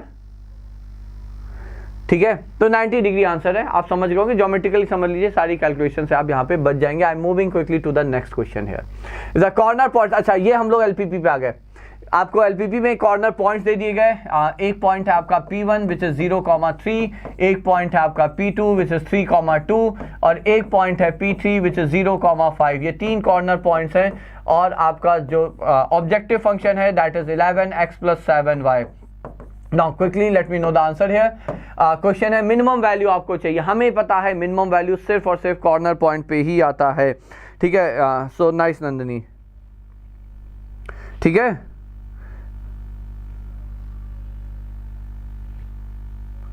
ना। चलिए, सो that's it. अब देखिए, तो आपको बस corner point पे calculate करना है। तो z की वैल्यू एट 0,3, z की वैल्यू एट 3,2, z की वैल्यू एट 0,5, है ना। ये 3 वैल्यू आप निकाल लें। Of course minimum value corner point पे ही आपको थ्योरम आपको पता होगा, है ना। एलपीपी में ऑब्जेक्टिव फंक्शन की मिनिमम वैल्यू सिर्फ और सिर्फ कॉर्नर पॉइंट पे हो सकती है। तो 0,3 जब हमने रखा तो ये 21 आया, 3,2 रखा तो 33 + 14, ये हो गया आपका कितना हो गया 47, 0,5 रखा 35। तो of course that's the minimum value, so it's 21 here. Nandini, Ritu, Amrish, did you people get that? Yes, very good, ठीक है। सो दैट्स इट, ठीक है ना। सो दैट्स इट। तो ये हो गया आपका यहाँ पे answer. So A number of solutions of the system of equation is, इसके नंबर ऑफ सॉल्यूशन हमें चाहिए। तो अब यहाँ पे देखिए, यहाँ तो प्लॉट करना पड़ेगा, तो कोई कॉन्ट्रडिक्शन आ रहा हो तो एक अलग बात है। आप लोग प्लॉट करके देखेंगे क्या बच्चों? देखिएगा, I am not going to do that. See, ये थोड़ा सा भारी पड़ जाएगा हमारे लिए। बस ये याद रखिएगा, x + 2y - 3 < = 0। देखिए दोनों केस में हम एक चीज बस बता देते हैं, +4y ग्रेटर देन या -12 is greater than equal to 0, ठीक है। ये दो आपकी इनइक्वालिटी है। बाकी तो x ग्रेटर देन इक्वल 0 मतलब अब right side of the y axis and y greater than equal to 1 मतलब y इज इक्वल टू 1, तो आपकी हॉरिजॉन्टल लाइन है इसके ऊपर, ठीक है। तो y इज इक्वल टू 1 ये हॉरिजॉन्टल लाइन है इसके ऊपर, इसके इधर, तो ये रीजन तो पक्का है। ये दो लाइन आपको सिर्फ बनानी पड़ेंगी।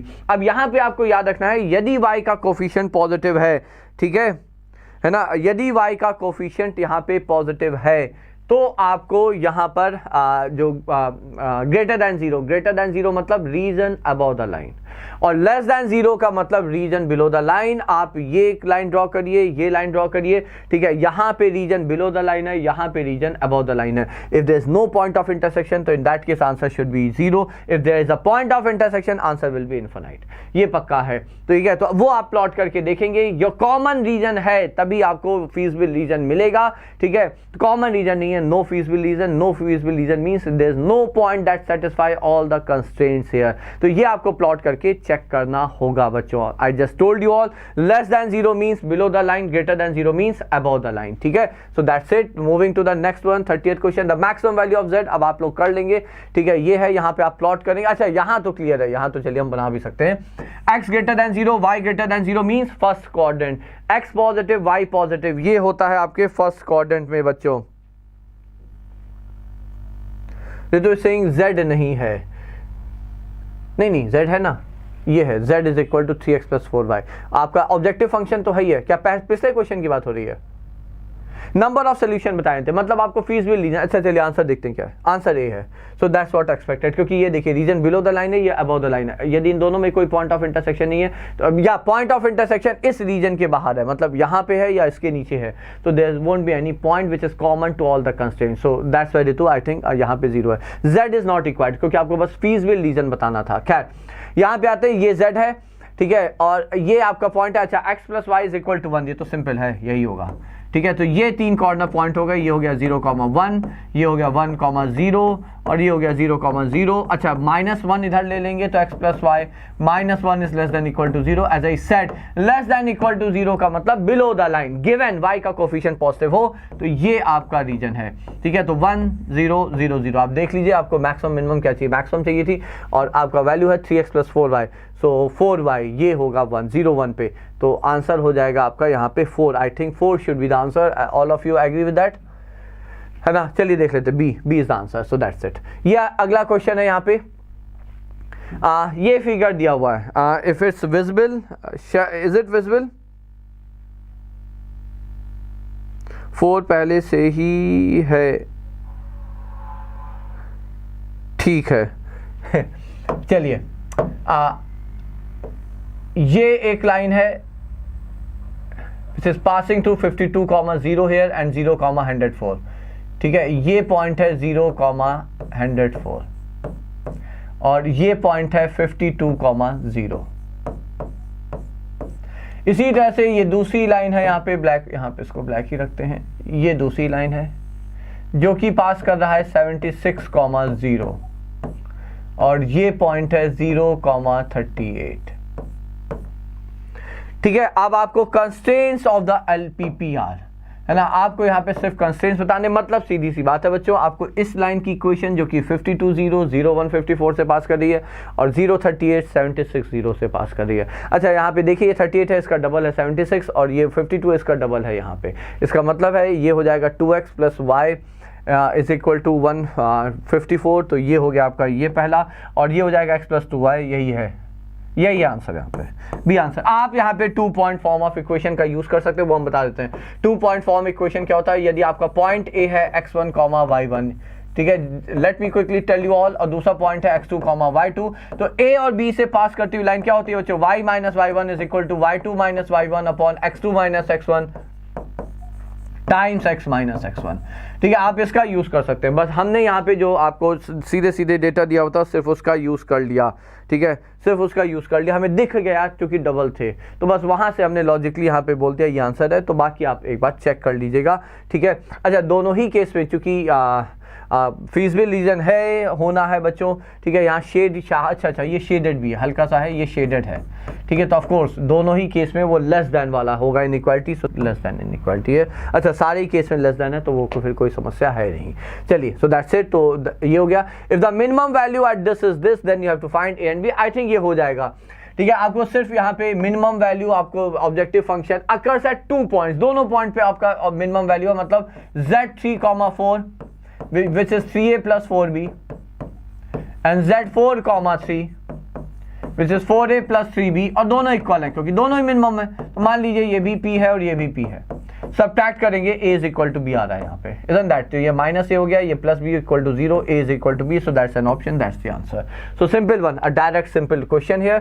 Moving to the next one, the corner points of the feasible region are this is this, if the maximum value occurs at 2440, बिल्कुल वैसे ही क्वेश्चन है, आप कर लीजिएगा, आंसर मैच कर लीजिएगा, आंसर a है इसका, a is equal to 2b here, so that's the answer here, ठीक है बच्चों। तो चलिए, आई थिंक आप लोग समझ रहोगे, ऋतु, नंदिनी, अमरीश, आई थिंक ज़्यादा लोग अब रह नहीं गए, सानू, ठीक है। I am just moving quickly to the next question. The graph of the inequality is, ये जो ग्राफ है 2x plus 3y greater than 6। अच्छा यहाँ पे इस क्वेश्चन का पर्पस सिर्फ इतना ही है कि लीनियर इनइक्वालिटी का सोल्यूशन आपको ध्यान में रहे। एज आई सेड, y का कोफिशिएंट पॉजिटिव है तो greater than symbol imply region above the line, less than 0 symbol imply region below the line, ठीक है। तो half plane that contains the origin, ये आपको चेक करना पड़ेगा। चलिए ये भी चेक ही कर लेते हैं। 2x प्लस 3y, समझिएगा 2x plus 3y minus 6 equal to 0, वैसे यहाँ पे ग्रेटर देन है ना, ये याद रखना है। हम पहले लाइन ड्रॉ करते हैं, तो लाइन ड्रॉ करने के लिए ऑफ कोर्स यहाँ पे पहले हमने y को 0 रखा तो x आ गया 3, तो एक पॉइंट हो गया आपका 3,0, तो एक ही हो गया 3,0। x को 0 रखा, y2 आ गया, तो दूसरा पॉइंट हो गया, मान लीजिए थोड़ा नीचे कर लेते हैं 0,2, ठीक है। इन दोनों पॉइंट्स को ज्वाइन कर दिया, आपकी लाइन आ जाती है बच्चों, ये पॉइंट था मान लीजिए, ठीक है, ये लाइन आ गई।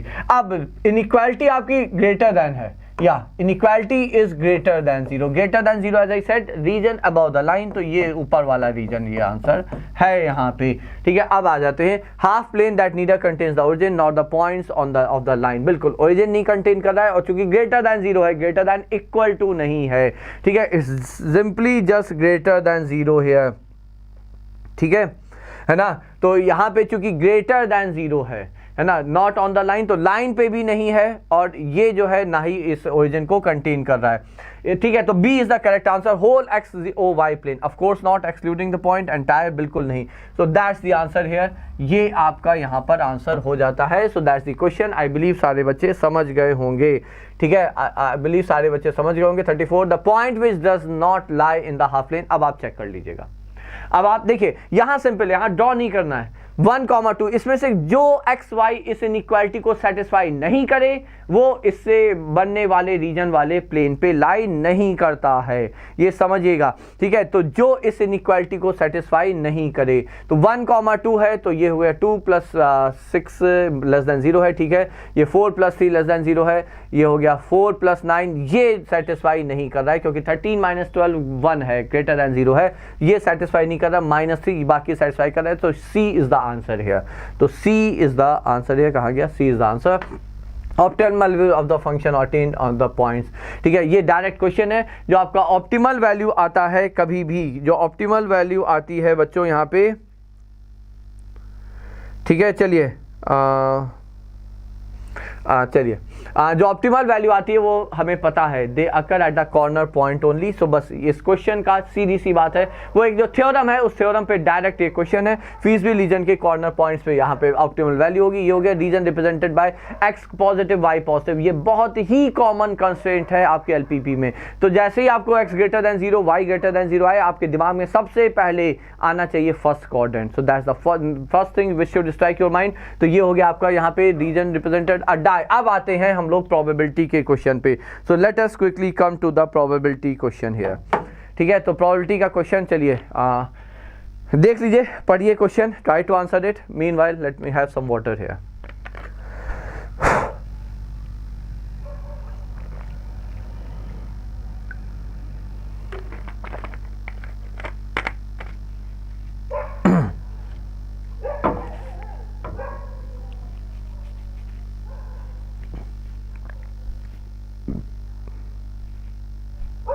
चलिए, a die is thrown once, let A be the event that the number obtained is greater than 3, B be the event number obtained is less than 5, then A union B is, है ना। Of course probability यहाँ पूछी गई है, probability of A union B। देखिए A set क्या है, A set contains the number which is greater then 3, तो 3 ही नंबर आएंगे 4 5 6। बी सेट क्या है, बी सेट में आपके नंबर्स हैं विच आर लेस देन 5, ठीक है। तो 5 से छोटे नंबर तो 1 2 3 4। आप समझिएगा ए यूनियन बी, बस आप ए यूनियन बी लिख लीजिए, आपको फेवरेबल आउटकम वाला इवेंट मिल जाएगा। तो 1 है, 2 है, 3 है, 4 है, 5 है, 6 है, सारे एलिमेंट मिल गए। So probability of A union B, we know number of elements in the event A union B upon number of elements in the sample space and that's your 1, क्योंकि दोनों में वही है तो आपका आंसर हो गया यहाँ पे 1 हो गया। so that's the answer here, ठीक है। तो ये हो गया आपका answer. I am moving to the next one, direct question on probability but union था, that's why I chose this question here. अब है, a card is picked at random from a pack of 52 playing cards, given that the picked card is a queen, the probability of this card to be a card of spade. ये conditional probability का question है बच्चों, समझिएगा। Queen select हो चुकी है, हमें बताना है कि वो स्पेड का कार्ड है, ये इसकी क्या प्रोबेबिलिटी है, ठीक है। अब जब आप यहाँ पे समझिएगा, यहाँ पे जब आपका कंडीशनल प्रोबेबिलिटी का आंसर निकालना है तो जो फॉर्मूला काम आएगा वो समझिएगा, जो इवेंट हो चुका है, जो होना है, दोनों का intersection, that forms your favorable outcome. So number of elements which are there which are common for the event to occur and the event that has already occurred, that forms your favorable count over the number of elements which are there in the event occurred, ठीक है। अब ये बताइए कि queen हो चुका है तो क्वीन होने के कितने चांसेस, तो नंबर ऑफ क्वीन यदि आ चुकी तो हमें पता है 4 क्वीन होती हैं। तो जब आपके 4 क्वीन है, अब वो सैंपल स्पेस है क्योंकि क्वीन आ चुकी है। तो 4 क्वीन कौन कौन सी, तो एक हो गई आपकी क्या कहते हैं, स्पेड का, क्लब का, 2 ब्लैक हो गई, और एक हो गई डायमंड और एक हार्ट, 4 क्वीन है। तो ये हो गया आपके टोटल काउंट सैंपल स्पेस। इसमें से स्पेड वाली क्वीन कितनी है, एक ही आपका कॉमन है, स्पेड भी हो क्वीन भी हो, वो एक ही कार्ड है। सो 1/4 is the direct answer here. जब भी आपको कंडीशनल प्रोबेबिलिटी निकालनी है बच्चों, तो आप ये याद रखिएगा, whenever you have to find the conditional probability, ठीक है। तो आप याद रखेंगे कि जो आपका इवेंट हो चुका है that form the sample space, जो होना है, ठीक है, और उसके साथ आपका जो इवेंट हो चुका है उसका जो intersection that forms the favourable outcome. जब भी कंडीशनल प्रोबेबिलिटी है, this is what going to help you in getting the conditional probability है। तो ये हो गया ये क्वेश्चन। अगला क्वेश्चन है यहाँ पे, just a minute, next question will again be of probability of course. तो अगला क्वेश्चन है वो भी प्रोबेबिलिटी का ही है। लास्ट टॉपिक पे हम लोग, है ना, 39th क्वेश्चन है। Next is if A and B are two events such that, अब देखिए यहाँ पे आपको प्रोबेबिलिटीज दे दी गई हैं। प्रोबेबिलिटी ऑफ ए है 0.02, I read that. probability of B is 0.4, probability of A union B is 0.5 and we have to find the probability of A oblique B। अच्छा, जब इस तरह से क्वेश्चन आएगा, so what can we do here? अब यहाँ पे ये आपका probability के फॉर्म में जो कंडीशनल probability है वो समझ लीजिए probability of intersection of, that means the simultaneous occurrence of both the events. जो आपके ए और बी दो इवेंट्स हैं उनके साइमल्टेनियस अकरेंस का होना, वो होने वाली प्रोबेबिलिटी आपके ऊपर आएगी और जो इवेंट हो चुका है उसकी प्रोबेबिलिटी नीचे है। अब आप समझिए, आपको हमें ये चाहिए, इसका मतलब we need this one, this is already given to us, ये हमें 0.4 दिया हुआ है। Now how to get probability of simultaneous occurrence of two events. तो यहां से ये आएगा आपका जो आपने 11th क्लास में सेट थ्योरी पढ़ा था, वहीं से डिराइव्ड है result. Probability of A union B is nothing but probability of A plus probability of B minus probability of A intersection B. ये हो गया आपका यहां पर, ठीक है। तो अब यहां पे देखिए वैल्यूज आपको इसकी दी है, तो इसका वैल्यू क्या है 0.5, ये है आपका 0.2, ये है आपका 0.4 minus probability of A intersection B here, just ये हो जाएगा probability of A intersection B है। जस्ट कैलकुलेट दिस, ठीक है। तो ये दोनों उठ के इधर जाएंगे 0.1, तो ये हो गया आपका 0.1 अपॉन दिस इज 0.4, तो 1/4, तो 0.25, that's the answer. I think सारे बच्चे समझ गए होंगे, ठीक है। तो कंडीशनल प्रोबेबिलिटी लिखने के जो तरीके हैं वो यहाँ पे आपको ध्यान रखना है बच्चों, ठीक है ना। सो दैट्स इट, है ना। तो चलिए ये हो गया आपका ये वाला question. Moving to the next one. I think आप लोग समझ रहे होंगे, those who are there in the class, I believe सब समझ रहे होंगे। पी ए दिया है, पे इंटरसेक्शन बी दिया है, बी ऑब्लिक ए चाहिए।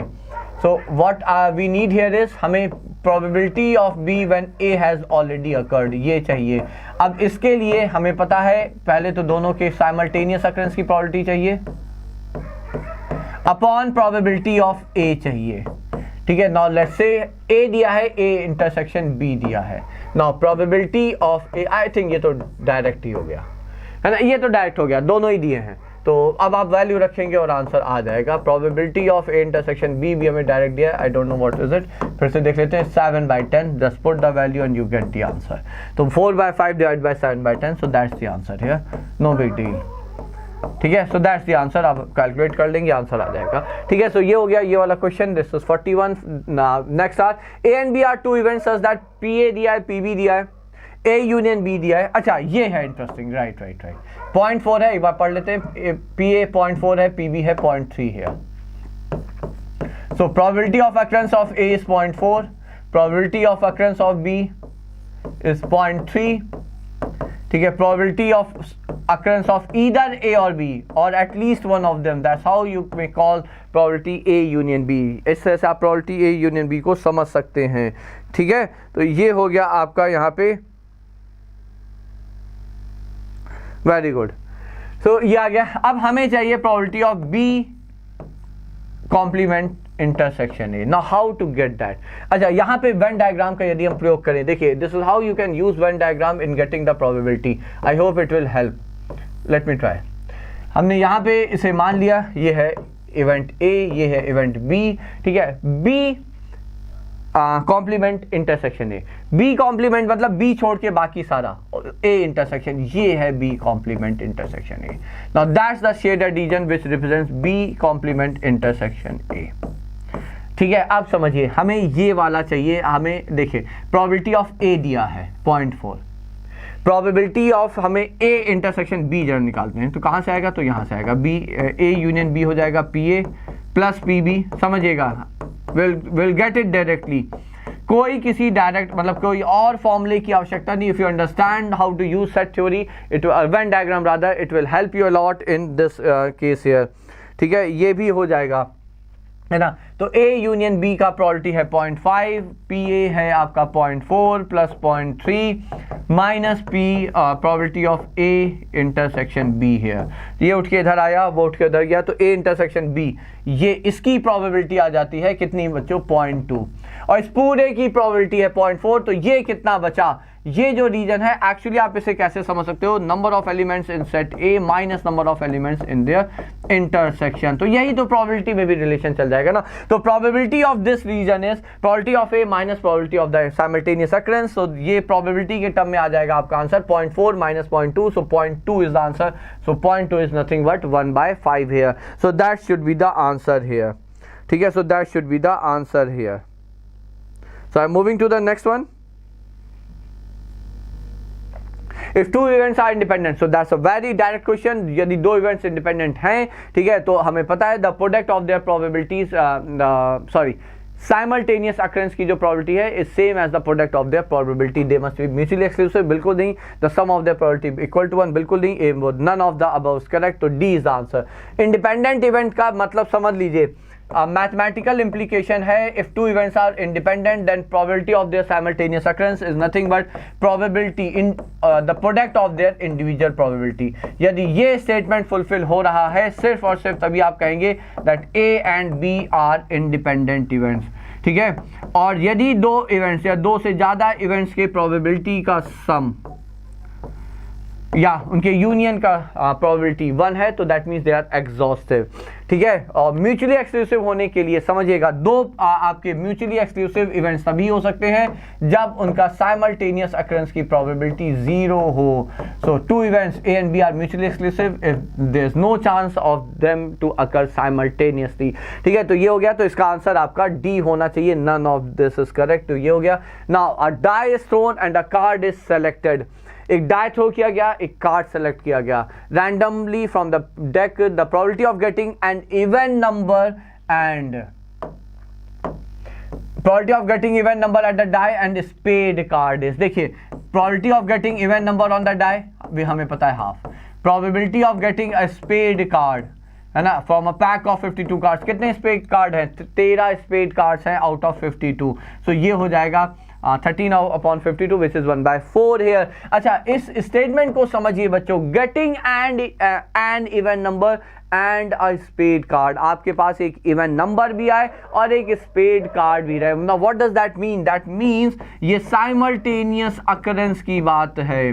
ठीक है, ये साइमल्टेनियस अकरेंस की बात है, दोनों इवेंट एक साथ हों, है ना, तो इंटरसेक्शन की बात है। अच्छा, ये दोनों इवेंट आपस में इंडिपेंडेंट है या नहीं है बच्चों? वो था इंडिपेंडेंट। भाई डाइस में इवन आया और डाइस के स्पेड के आने की प्रोबेबिलिटी पे क्या इफेक्ट आएगा? कोई इफेक्ट नहीं आएगा, इंडिपेंडेंट है। सो एज आई सेड, यदि इवेंट्स इंडिपेंडेंट हैं तो उनके साइमल्टेनियस अकरेंस की probability is same as the product of their individual probability.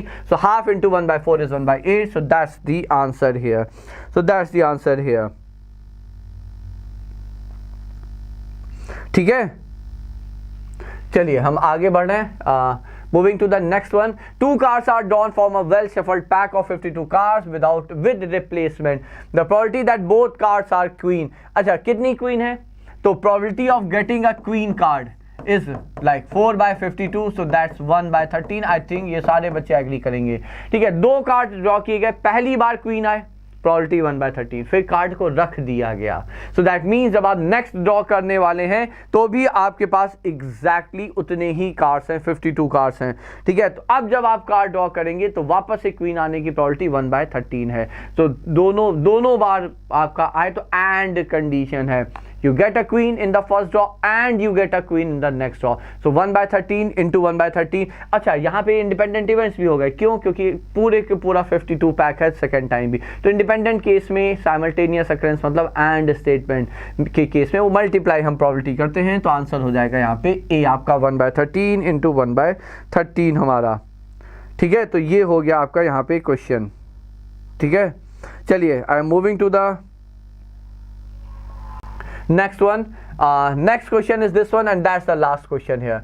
So that's the probability distribution of a discrete random variable x here. तो एक question या आखिरी question variable का है, ये आपका प्रोबेबिलिटी डिस्ट्रीब्यूशन टेबल दे दी गई, ठीक है। अच्छा, यहाँ पे बस एक ही ये क्वेश्चन लेने का एक ही पर्पज है कि आपको पता होना चाहिए कि जब प्रोबेबिलिटी डिस्ट्रीब्यूशन टेबल का प्रयोग करेंगे, ठीक है, तो वहां पे प्रोबेबिलिटी का सम 1 ही होगा, समझिएगा, प्रोबेबिलिटी का सम 1 होगा। So that means 5/k plus 7/k plus 9/k plus 11/k is 1। अच्छा, k चूंकि डिनोमिनेटर में कॉमन है ऐड करेंगे तो 12, 21 और 11 32, तो k हो जाएगा आपका 32/k is 1, so k should be 32। So C option is the correct answer है, ठीक है। सो प्रोबेबिलिटी डिस्ट्रीब्यूशन टेबल यदि आपके सामने आती है बच्चों, तो आप ध्यान रखेंगे यहाँ पे, ठीक है, तो आप ध्यान रखेंगे यहाँ पे कि जो वैल्यूज़ हैं प्रोबेबिलिटी डिस्ट्रीब्यूशन टेबल में, ठीक है, प्रोबेबिलिटी की उनका सम जो है वो सदा ही 1 होगा, that has to be 1 exactly. So you add them, यहाँ पे कंडीशन सिंपल है, आप ऐड करेंगे 1 करेंगे, k की वैल्यू आ जाएगी, that's 32। So that's the answer here, so that's the answer here. तो ये हो गया आपका। So that completes the MCQ part of this book 2 also. So now we have done the MCQ portion. तो almost यहाँ पे हमने 100 के करीब क्वेश्चन कर लिए। आई स्ट्रांगली बिलीव यदि आपने ध्यान से क्वेश्चन कर लिए हैं तो आई स्ट्रांगली बिलीव शायद ही एक आध क्वेश्चन कुछ अलग सा या बिल्कुल डिफरेंट आ जाए, वरना कुछ तो बहुत हद तक आपके क्वेश्चन जो एक्सपेक्टेड हैं इसी टाइप के आने की expectation, of course that's what I am expecting here, ठीक है। तो चलिए let's end the class. I believe जो बच्चे ध्यान से सुने होंगे उन्हें गेन तो हुआ ही होगा, they would have definitely gained a lot from this this lecture today. So shall I say good night to everyone बच्चों?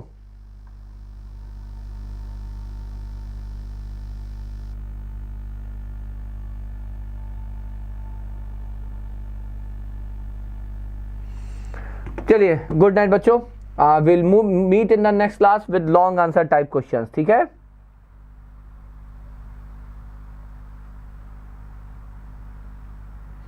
चलिए बाय बच्चों।